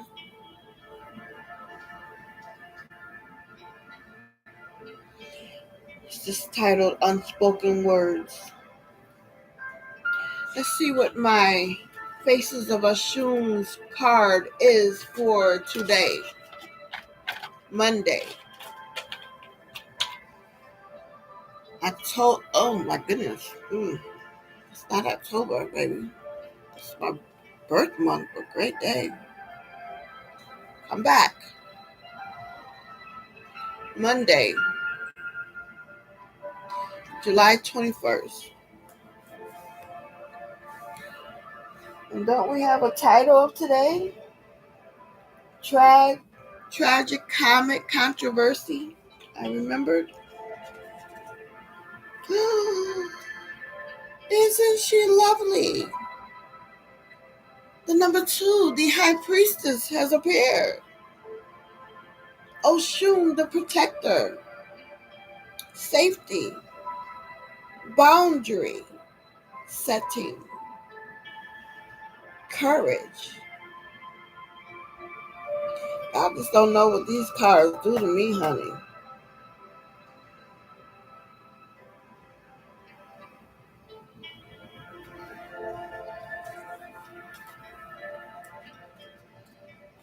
It makes me want to cry. About the initiation of gold. The initiation of gold 5 cards reflects the foundational energies of our being, grounding us and offering safety, stability, and connection to the physical world. This suit aligns with the temple of ancestors in the African goddess rising oracle and the root chakra. Oshun has a deep resonance with the root chakra, the foundation for security, stability, and basic human needs. Her gold symbolizes wealth, prosperity, and strength, qualities that also attribute to a well-balanced root chakra. Oshun is often adorned with gold and mirrors to embody luxuries and pleasures, as well as the basic human need for love and belonging.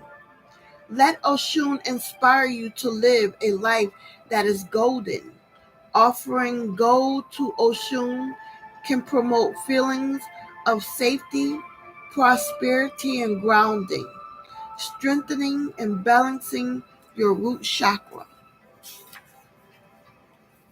Number 2 card, Oshun, the protector. Safety, boundary setting, courage. I am safe. I'm safe, baby. I'm safe. Of everything, I'm safe. I am safe. You want to know what's up with me? I'm safe. Initiation of gold. And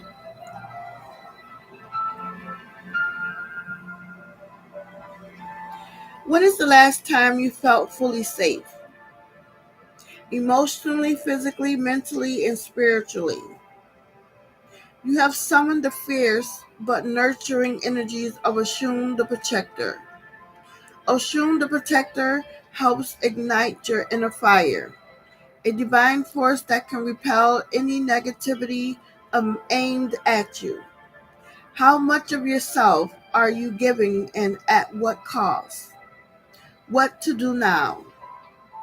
Speak your truth. Don't tell me that. Stand your ground and shield yourself from negative energies that do not serve your highest good. This includes undesired situations, thoughts, and people. Strengthen your boundaries. Take this as a sign to pause, refuel, and rebuild your strength and resilience.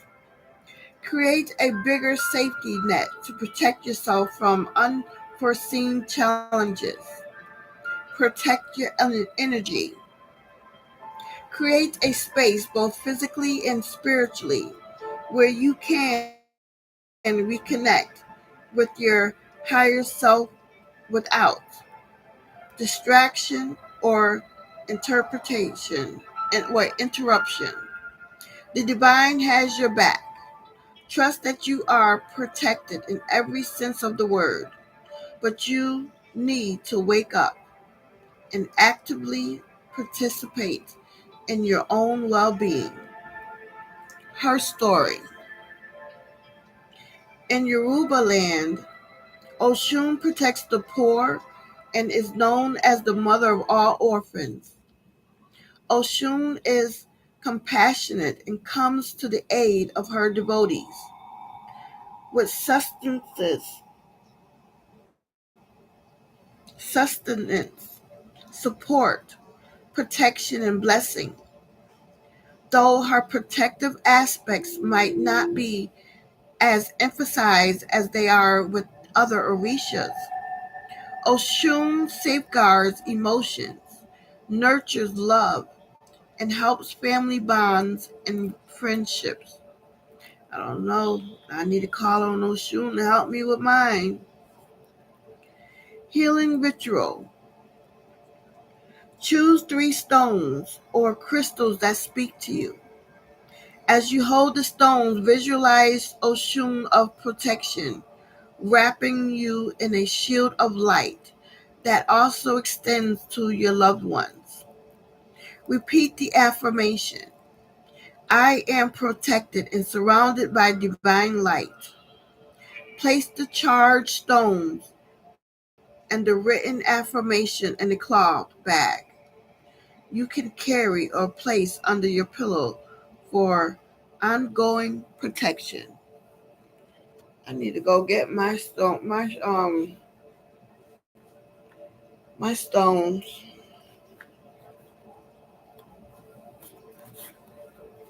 I don't want to buy any new ones.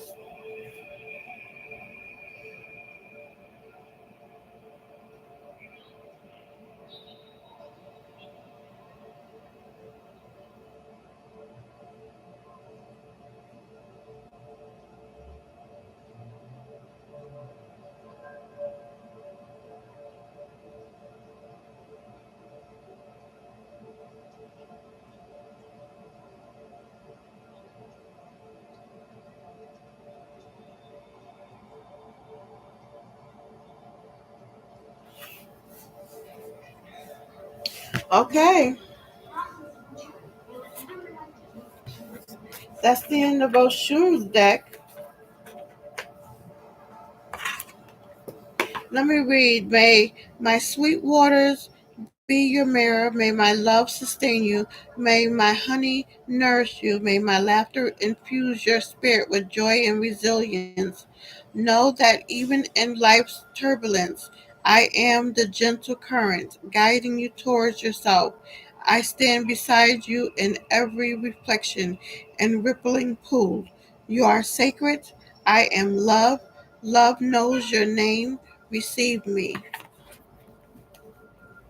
Thank you, Ashon, for beautiful reading.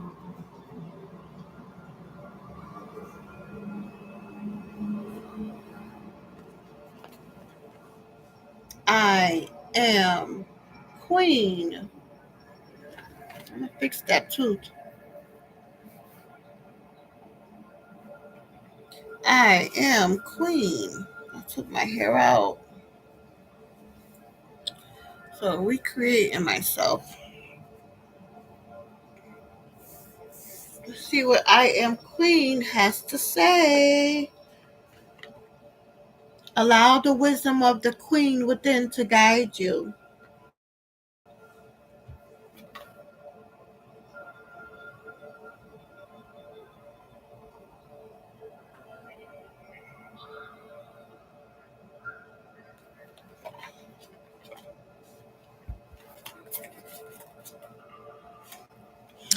So my card I left off was card number 7, the Queen of Focused Action.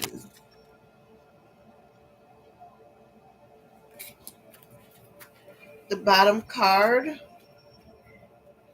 I guess I've been reading the bottom cards when I need to be reading what I had last week. Before I went into work last Thursday, I did this deck. Queen of Adventure.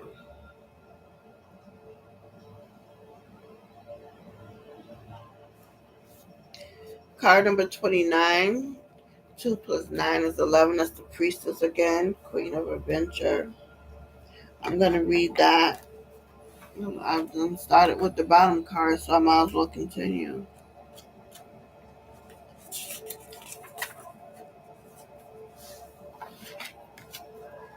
Queen of Adventure.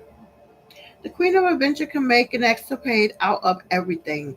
She is curious and playful, and she loves to travel and discover new places and people. She always looks for fresh experiences, whether small everyday adventures or grand journeys to far off lands.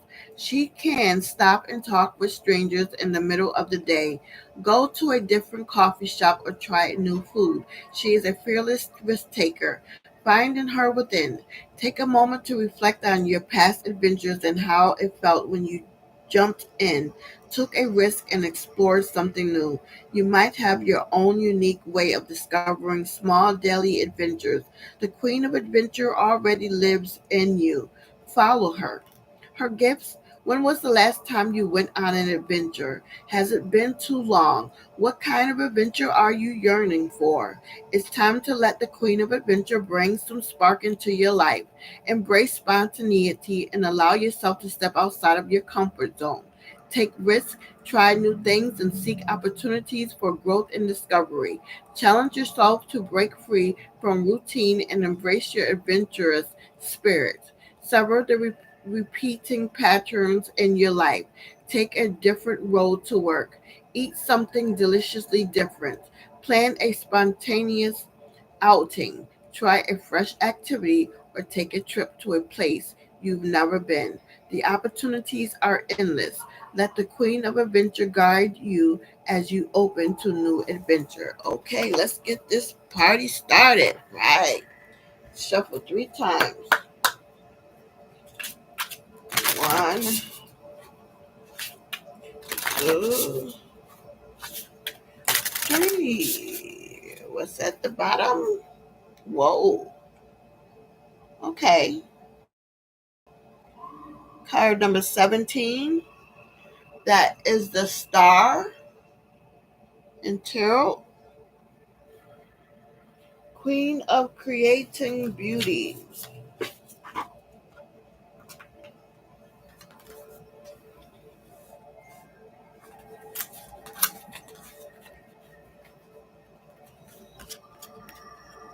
The Queen of creating beauty recognizes the and generates beauty wherever she goes and has a deep appreciation for it in every aspect of life. She finds beauty in herself, others, and the world around her, seeing the potential for magnificence and always taking joy in creating more of it, finding her within. Look at how and where the Queen of creating beauty appears in your life. What is your special talent for creating something beautiful? How and where are you used to appreciating the beauty you see? Find and witness your ability to perceive beauty in all its forms. Her gifts. Celebrate the spirit of the Queen of creating beauty and by actively seeking and creating more beauty in your everyday life. Be imaginative and establish beauty creating rituals. There are countless opportunities to enrich the world around you, so begin to notice them. They can be acts of kindness or expressions of creativity. By fostering a mindset of positivity and appreciation, your perception of beauty will expand. Pause each day to consciously engage with beauty. Notice the often overlooked details, the delicate curve of a flower petal, the warmth of a smile, the vibrant colors and the ever changing details of a sunset. By actively seeking out beauty and celebrating it in all its forms, you honor the essence of the Queen of creating beauty within yourself. Okay, meditation.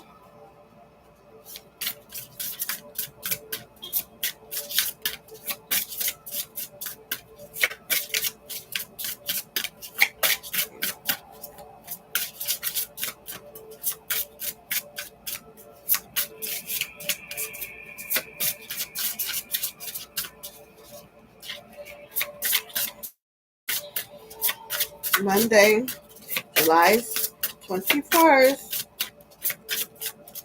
21 shuffles for my I am queen message you have for me today, please, in regards to my current situation, please. What it is you wish for me to know and see right now, please.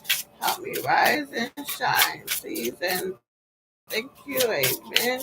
Ashe. All right, the Queen of Focused Action has appeared. Number 7 again. Didn't we just see that card?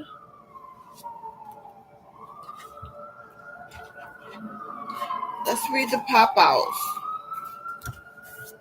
Looks like I got 3. Spirit is always giving me 3. So we start with card number 30.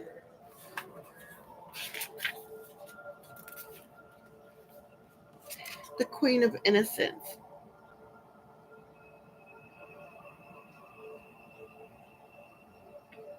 The Queen of Innocence is carefree and full of wonder. She believes in the goodness in everyone and sees the world with fresh eyes.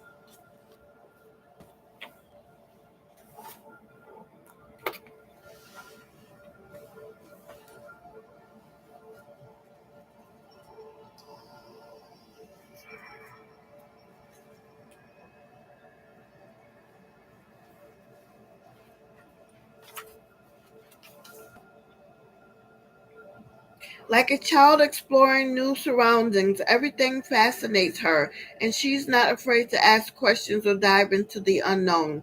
Life is one big playground for her, and she embraces it all within one open arms. Finding her within. You can spot the Queen of Innocence within yourself by tapping into a time when you felt a sense of wonder and curiosity. Remember moments when you were completely free, without worries or doubts, and filled with hope and enthusiasm. That's her essence shining through. Her gifts. Embracing the spirit of the Queen of Innocence means letting go of judgment and welcoming the world with open hearted curiosity. Allow yourself to see the beauty and magic in everyday moments, just as she does. Be bold and ask questions or explore new experiences, letting her playful energy infuse your life with joy and wonder. Reconnect with your inner child. Rediscover the joy in her innocence and trust in all the goodness in the world. Play with curiosity and imagine seeing the world for the first time. Spend a day exploring nature, creating games, or simply marveling at the world around you. Embrace the freedom to be yourself and let the Queen of Innocence guide you on a journey of discovery and delight. Okay. Next is 25, 7, and that's the chariot again. The Queen of Feminine Power. The Queen of Feminine Power helps you bring balance to a world where societal structures are based on masculine qualities. Feminine qualities are not often included and are associated with weakness, and this queen is a welcome essence to balance these energies. She knows how to flow with an ever changing life. She invites beauty and inspiration with love and compassion to create new worlds and lives. She is expressive, but she knows how to listen and receive, and she nurtures and embodies the fierceness of a mother protecting her little loved ones. This queen radiates with life and knows her resilience and power. Finding her within. Take a moment to connect with the feminine energy within you. Notice the qualities of empath, empathy, receptivity, and intuition, vulnerability, and nurturing that flows through you. And recognize that these qualities are not weaknesses but are powerful aspects of your being. Her gifts. Invite the Queen of Feminine Power to guide you in accepting your feminine essence. Embrace your softness and resilience and allow them to coexist harmoniously. Trust in your intuition and ability to create and nurture new beginnings, and pay attention to your ability to receive. Take action through inspiration instead of feeling that you have to do this. Embracing these qualities is not just a choice, it's a transformative journey that can empower and inspire you. Harness the power of this queen in your life by embodying her qualities of love, compassion, and creativity. Honor your feminine nature fully, knowing it is a unique source of strength and wisdom. Feel this queen in you and notice how you would do things differently by using these qualities. The Queen of Feminine Power carries centuries of knowledge about women's power, so let her guide you in creating more joys, beauty, love, and inspiration in the world and your daily life. Your feminine nature is not just valuable, it's a treasure that can enrich your life and the world around you. Ashe. The next is number 6, the Lovers, Queen of Ancestors.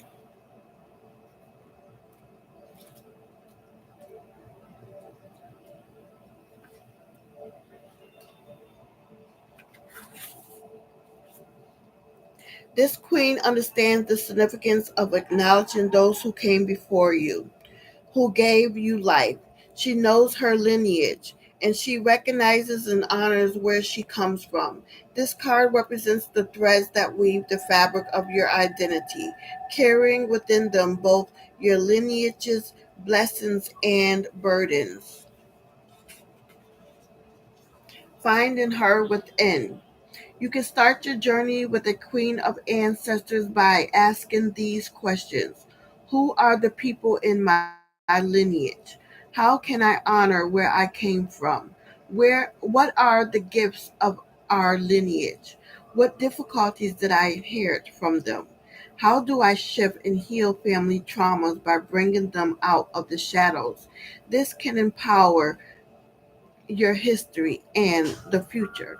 Reflect on the moments in your life when you felt the presence of your ancestors, whether through a sense of guidance, intuition, or inherent traits. Consider the challenges you currently face and how tapping into the wisdom of your lineage could offer support and guidance on your journey. Embrace the Queen of Ancestors as a source of strength and resilience, ready to guide you through the trials and tribulations of life. Her gifts. The Queen of Ancestors reminds you of your roots and where you came from. Invite her and your ancestors to walk and guide your earthly journey, remembering that your life today is possible because of your ancestors, sacrifices, struggles, and triumphs. You can create rituals and practices that pay homage to your ancestors, such as painting, creating beautiful altars, journaling, and storytelling. Be creative with it. Okay, so those were my pop out cards. Now read the bottom card of that meditation shuffle.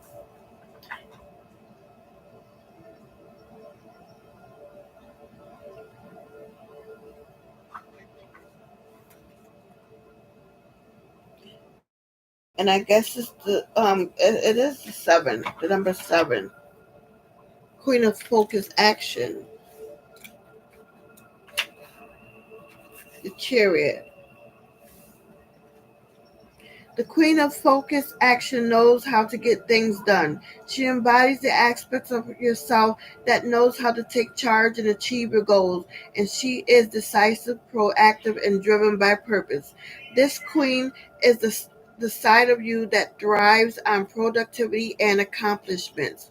She takes the lead, plans meticulously, and executes tasks with precision. Finding her within. What is your unique approach to focusing and taking action that reflects your strengths and preferences? Recognize the moments your queen of focus action shows up at her best. Know that she lives in you and that you can bring her forward when needed. Her gifts. Trust in the power of your queen of focused action. She is there to help you plan and execute tasks effectively, bringing you closer to your goals. So bring her along and let her guide you towards growth and achievement. Take proactive steps to channel the energy of this queen into areas of your life that require movement and progress. Set clear goals, create actionable plans, and take deliberate steps towards achieving them. But remember that it's equally important to prioritize self care and balance. Ensure that your actions align with your overall well being and fulfillment, and that you're not neglecting your personal needs in the pursuit of your goals. Okay, let's shuffle 21 times.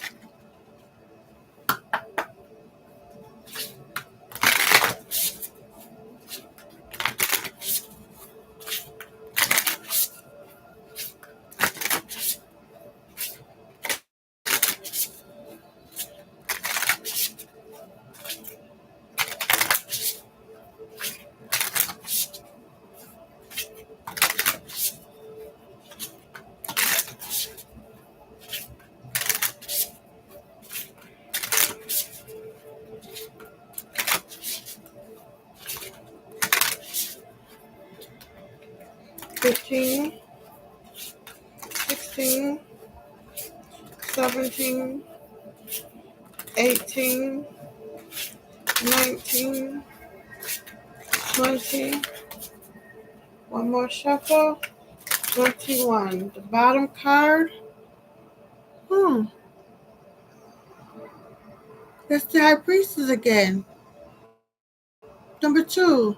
Queen of letting life move through. You know me.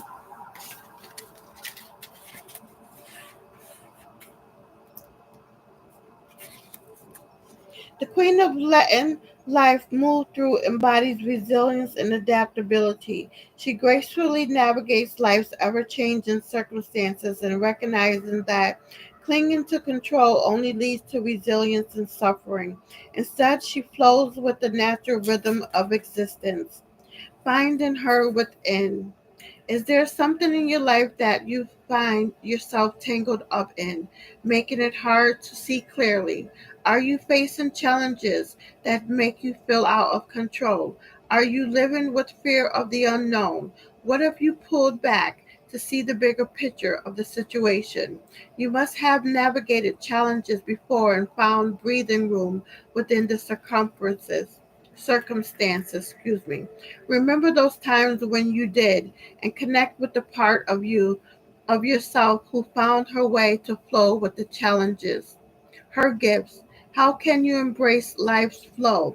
It requires a willingness to relinquish fear and resistance, and surrender to what is present. Imagine being like a tree bending in the wind.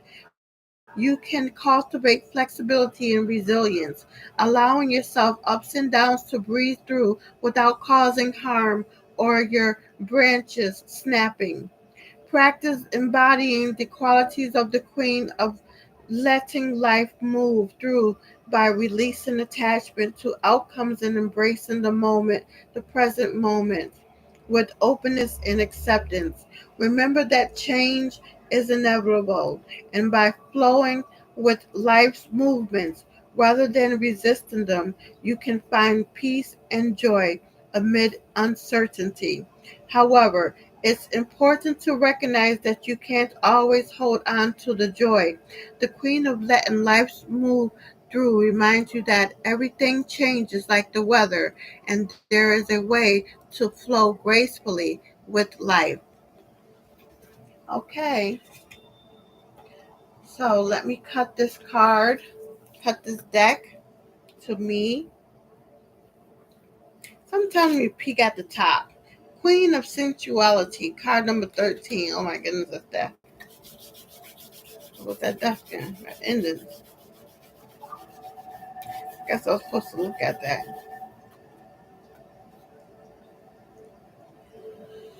There goes 7 again. I'm just cutting on 7.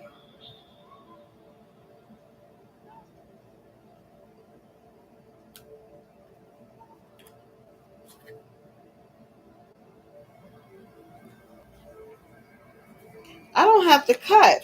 I've already cut it, didn't I?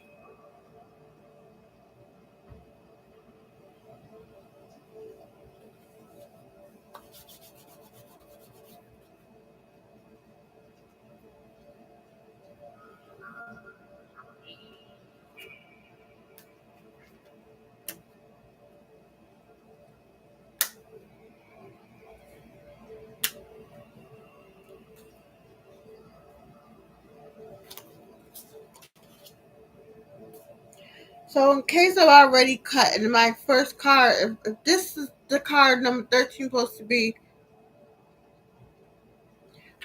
be my card for today, I'm gonna go ahead and read it. Just in case. Great there, I can't believe I forgot. Nobody's watching me to let me know. I just shuffled. I read the bottom card.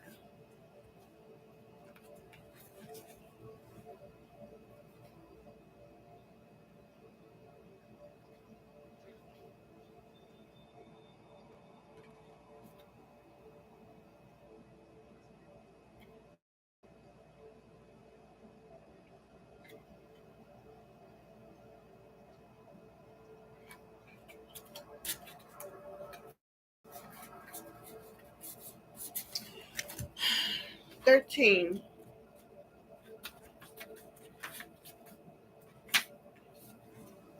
Queen of Sensuality. The Queen of Sensuality embodies a deep appreciation for pleasure and the riches of sensory experience. She understands the importance of being fully present in the moment, allowing herself to be immersed in the sensations of pleasure surrounding her. And from the simplest pleasures to the most indulgent. She finds joy in everyday experience. This queen knows how to find pleasure everywhere, from the taste of delicious meals to the sun's warmth on her skin. She revels in the sensuality of life, embracing each moment with a sense of wonder and gratitude. Finding her within. Reflect on what pleases you. Is it the taste of your favorite food, the feel of soft fabrics against your skin, or the sound of music that moves your soul? Consider how you can incorporate more pleasure and sensuality into your daily life. Explore the depths of your being to uncover the parts of you that delights in the sensory pleasures of life. Her gifts allow the queen of sensuality to awaken your senses and infuse your life with joy and fulfillment. Discovering pleasure in everyday moments can be a transformative practice. Even the simplest tasks, such as washing dishes or walking, can become opportunity to experience pleasure and presence. Embrace sensuality in all aspects of your life to cultivate a deeper connection with yourself and the world around you. Contemplate how and where you can bring more pleasure into your life. Let the Queen of Sensuality guide you on your journey of self discovery and teach you how to savor the beauty and abundance of each moment. Bring her with you so that your every experience becomes an important to delight in the pleasures of life. I'm going to read because it's a cut. So this is 4. I don't know, I'm getting mixed up. The Queen of Tenderness. 4 is the Emperor. The Queen of Tenderness is vulnerable in her open heartedness and feels exposed and raw. The world can feel overwhelming to this queen, and everything deeply impacts her. She carries her heart on her sleeve and navigates the world with a profound sense of openness and sensitivity. Finding her within. Recognize times when you feel the presence of the queen of the tenderness in you, whether you feel overwhelmed by the intensity of the experiences or linger in subtle feelings of rawness. Acknowledge her tender nature. Embrace her presence as a reminder of your capacity for vulnerability. Her gifts: care for the queen of tenderness with gentleness and compassion, honoring her vulnerability as a source of strength and authenticity. This queen is deeply connected with her heart, which allows her to be more empathetic, empathic,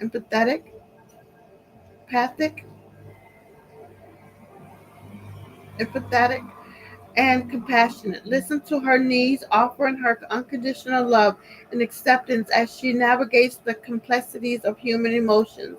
Welcome her gifts and of vulnerability and authenticity, recognizing them as source of power and connecting connections in your life.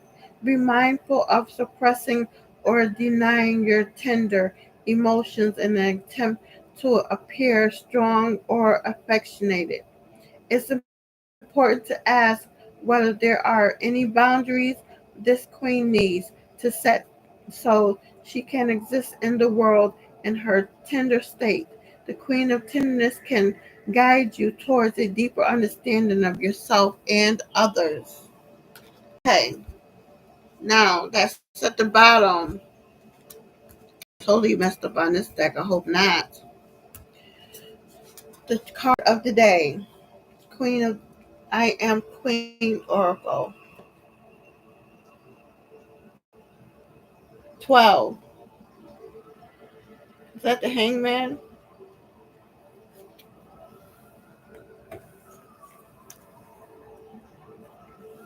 I think that's the Hangman.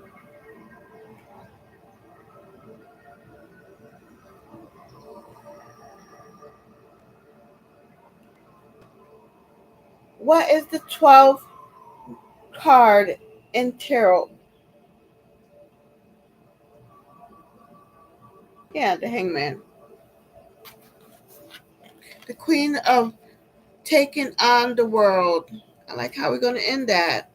Got one more deck.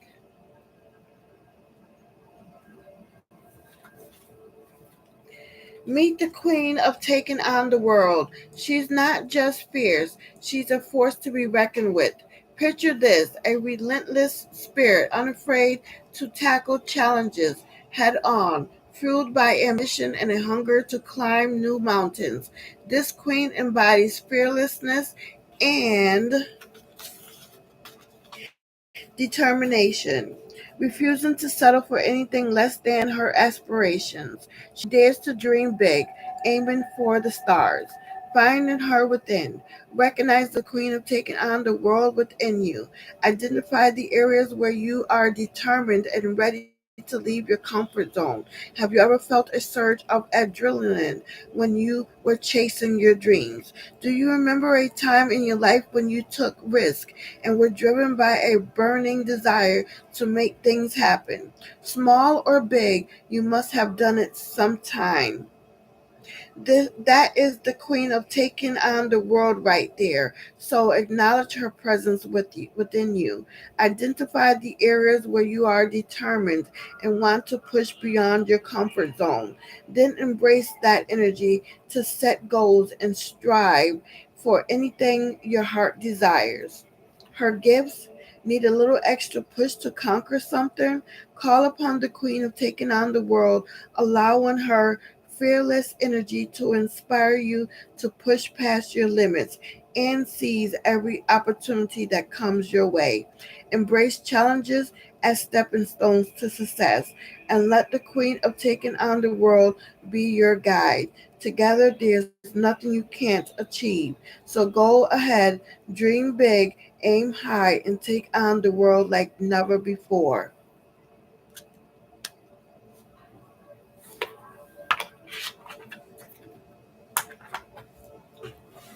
That makes sense.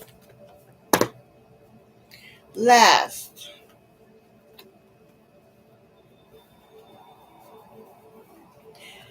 and this is not like those cards. This is something totally different. I only got it because it is the awakening intuition. So it's talking about intuition. So 48 was my card from last week. Acknowledge intuitive mastery. Take pride in your intuitive skills. It's one thing to possess raw psychic talents or potential, but you've also displayed a willingness to practice, learn, and explore your intuitive gifts, developing and trusting your sixth sense in a lifetime's work. Yet your current proficiency is worth celebrating. Reward yourself, acknowledge milestones. And 57 is at the bottom. Discern your gut instincts. The first strong intuitive hint you receive about a person, situation, or place can be a foreshadow, like a glimpse of hindsight. Gut instincts that remain consistent over time are especially worth heeding. Don't allow others or yourself to talk you out of your gut instincts. Avoid overthinking, prioritize gut health.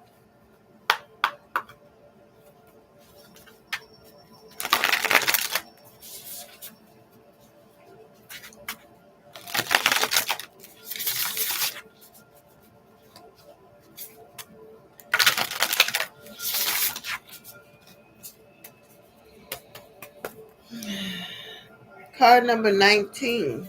That's the sun. I don't need to show it because there's no pictures. Going on 3 hours. I should be finished. Notice intuitive thoughts, downloads, and epiphanies.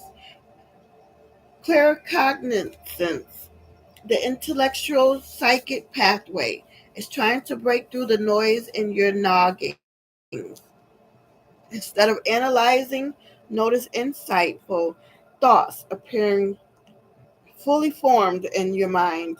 Out of the box epiphanies, large and layered chunks of wisdom arriving instantly like a computer download, and aha realizations. A calm, still mind creates more room for guidance. Claircognizance, like clairsentience, The feeling psychic pathway is a more commonly accessible clear. See page 8 in the introduction. The key to getting more clear cognizant thoughts, downloads, and epiphanies is quieting the mind and having less mental chatter in general. Once your brain is less occupied with racing or hamster wheel thoughts, it's more available to sixth sensory thoughts. Recognizing these claircognizant thoughts so you don't dismiss them as illogical or unreasonable. Both logic and reason have their place, and thank spirit for them.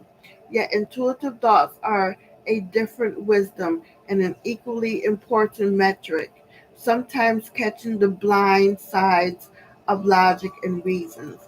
Thinking suddenly that someone might be jealous of you even though that doesn't make rational sense to you is an example. Claircognizance guidance can appear out of the blue in your brain as out of the box thinking. Lots of information coming in quickly or instantly, like an easily digestible computer download, is a telltale sign of claircognizance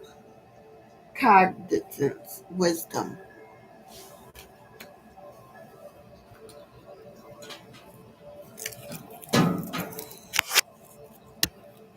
So I need to plug in my computer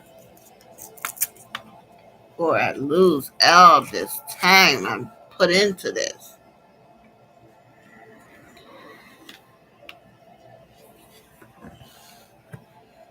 Nearing the end of the read. Let's go ahead and meditate. Thank you, Spirit. What is my awakening intuition message you have for me today, please? In regards to my current situation, please, and what it is you wish for me to know right now to help me rise and shine. Please and thank you. Amen. Ashe. I'll keep it short. Card number 35. Learn about clear audience.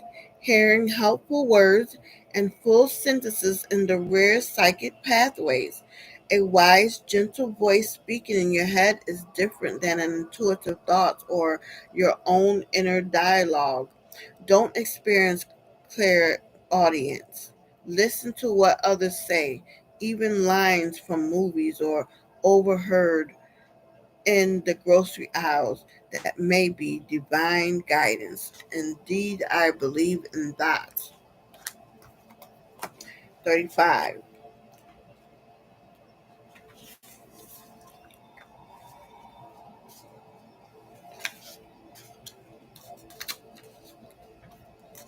I don't think I finished reading the other one. I forgot the number already.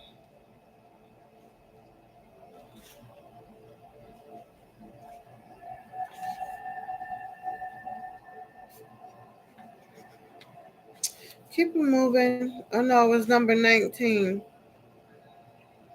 So wait a minute, let me go back to the 19 action steps. Drawing this card indicates I need to be more discerning about which thoughts are actually intuitive guidance and giving them their due.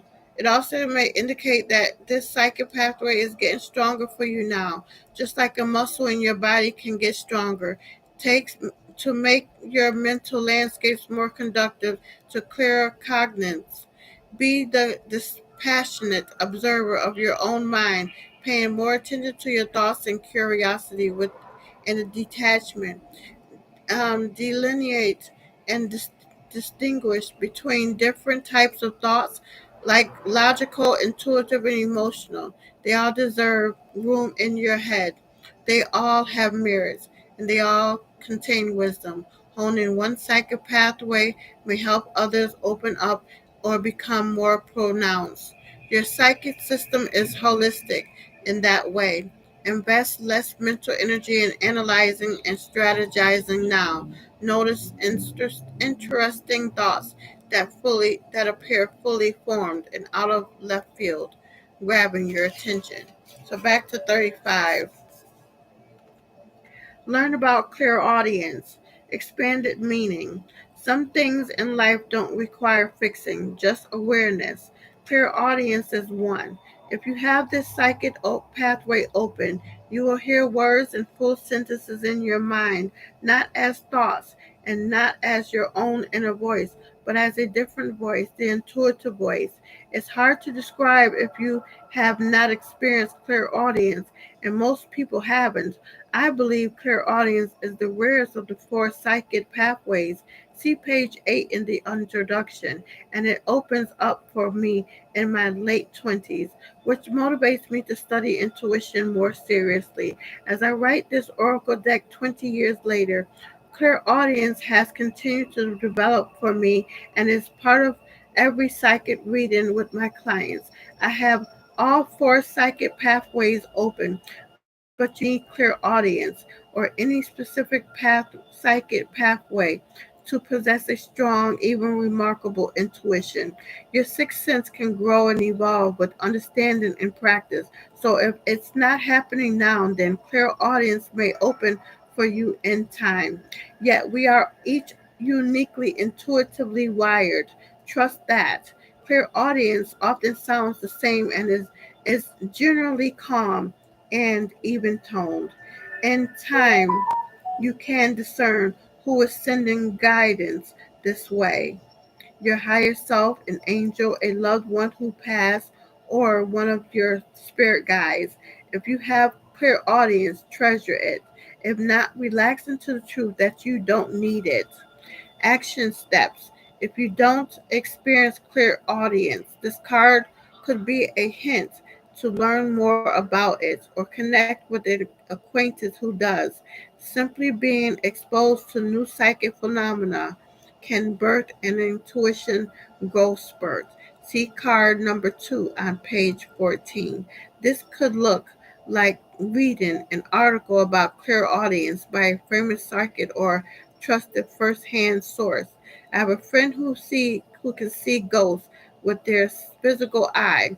While I don't share this talent, having only seen spirits with my physical eyes a handful of times, I'm fascinated by hearing my friends share their experiences with this rare psychic gift, different from traditional clairvoyance or pictures appearing in your mind's eye. If you possess any rare psychic gifts like Lorna Burney, author of Angels in My Hair, it can feel overwhelming at first, yet this usually settles into a new normal feeling comfortable or natural in time. Reach out for support from mentors with get similar gifts. The clear audience voice in your is different from the distracting, disturbing voices people who may have certain mental illnesses, severe hormone imbalances, or vitamins and mineral deficiencies can hear. Listen to a voice conveying helpful information in a soothing tone. If you don't currently experience clairaudience, pay attention to the words others say, like loved ones, co-workers, radio announcers, and public figures.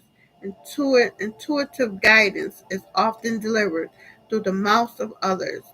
Words others say that stick with you long after the conversation, or words that give you chills or engage your energy body, are worth noticing now.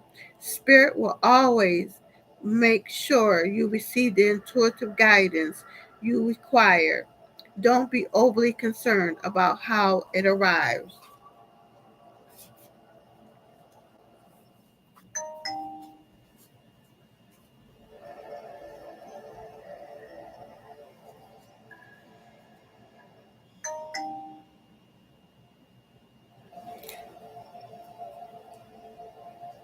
All right, 21 shuffles.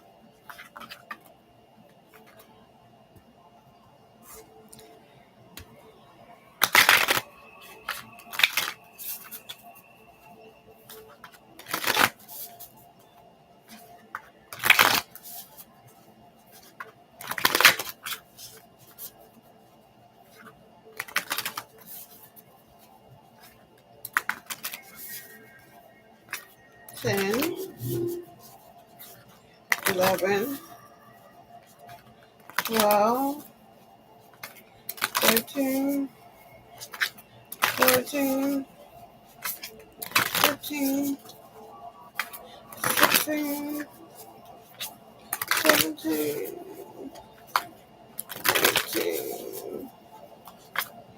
18, 19, 20, 21. What does it say? 5. Open up to the field. Mindfully tuning into energy and emotions around you now is nourishing. Hierophant. Whether it's the common nature of energy of nature, the inspiring energy of someone you admire, or the connection and ultimately sharing someone else's emotional experience, is safe, healthy, and healing to observe in a balanced way. Bond with others and the world.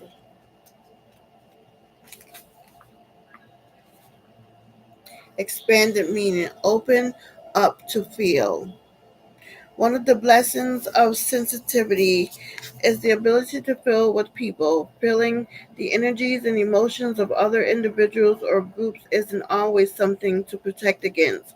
Sometimes mindfully opening yourself up to feel what someone else is feeling can be very nourishing, connecting experience and whether what the other person is feeling is happy or sad, intense or neutral. Sensitivity allows you to feel the energies and emotions of others in your own system as if those energies and emotions were your own. It's a very intimate experience, and this card is encouraging you to experience with your ability to feel with others. Go into your heart instead of being in your head. Action steps.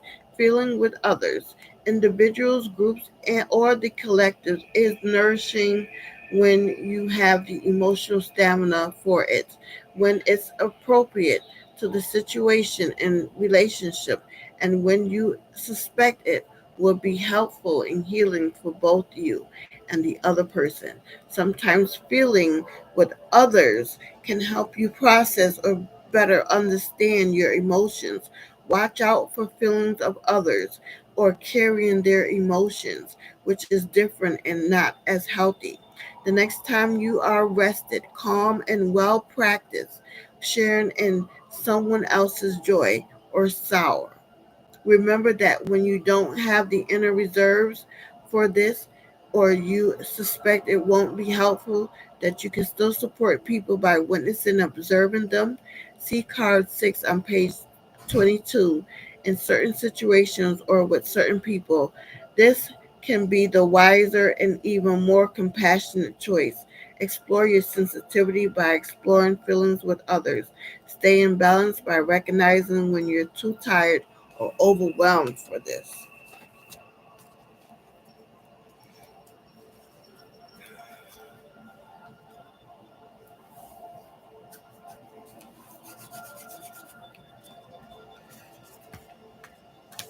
All right, my cut card 52, align with a mentor.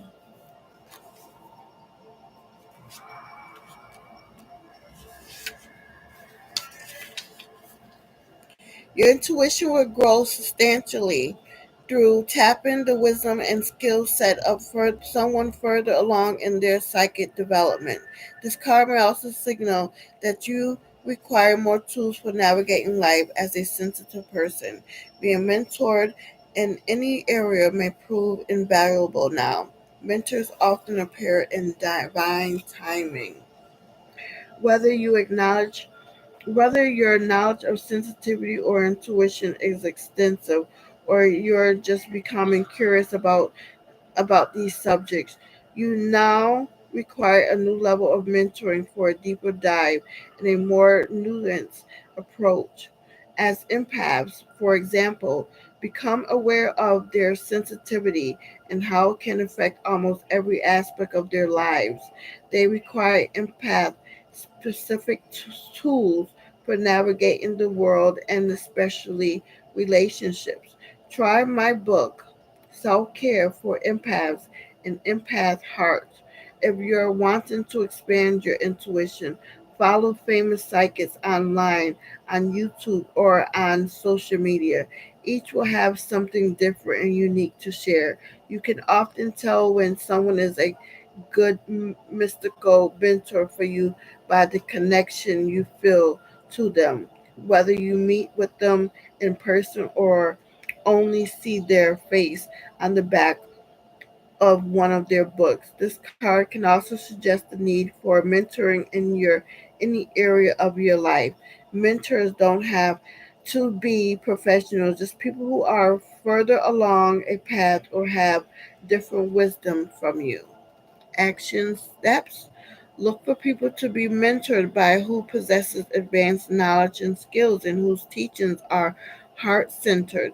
Mentoring can be a formal relationship or a casual one. Find someone else who is also sensitive and intuitive, or also a parent, artist, teacher, leader, volunteer, entrepreneur, or scientist to model yourself after while remaining your uniquely fabulous self. This card might be encouraging you to start a mastermind group where people all mentor each other, or you might join a group with one mentor figurehead. Stay in touch with yourself and your unique genius while being mentored. It's not about becoming a copycat or adopting every technique a mentor shares. Go your own way when appropriate. In time, the student often becomes the master.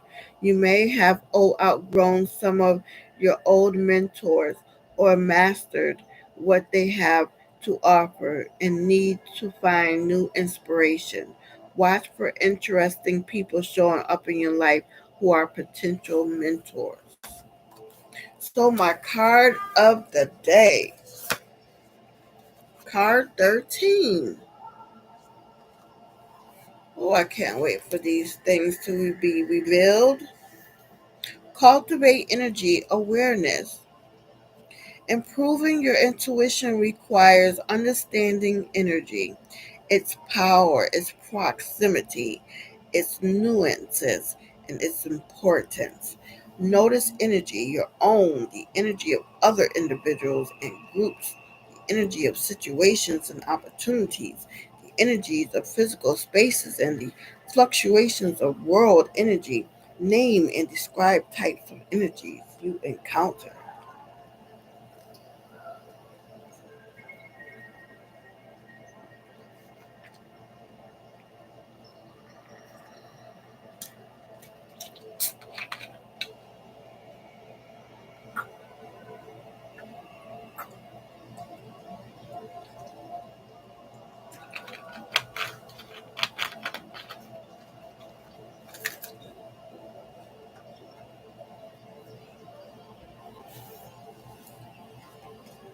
It's the last my read.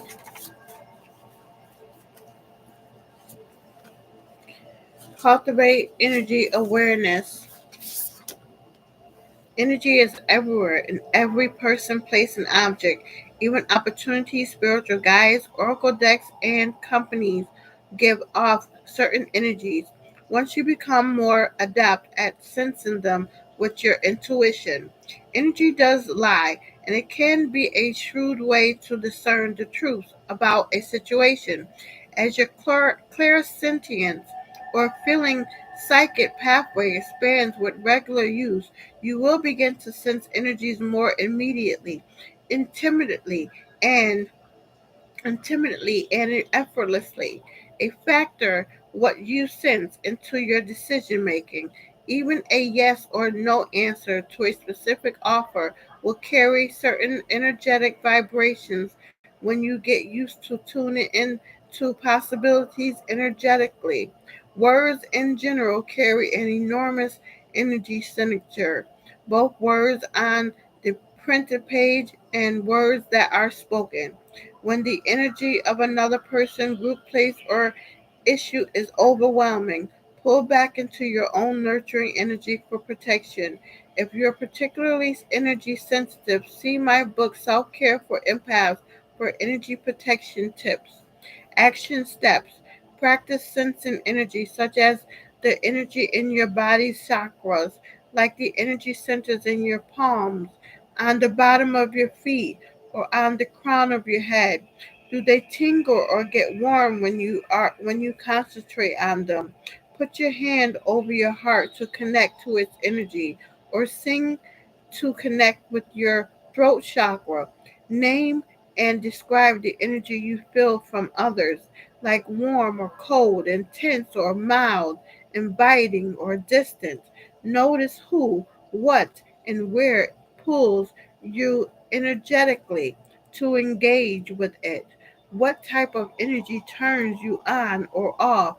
Energy preferences can be very personal. Notice how what you expose yourself to, like books, people, laughter, nature, influences your energy. You're becoming more able to sense the intricacies intricacies of energy now and attune to them.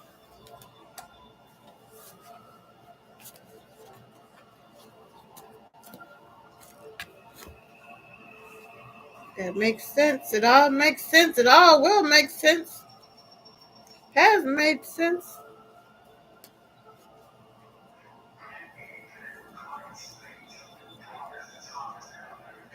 All right, the time is now 11 p.m. and it's my bed check here in this shelter.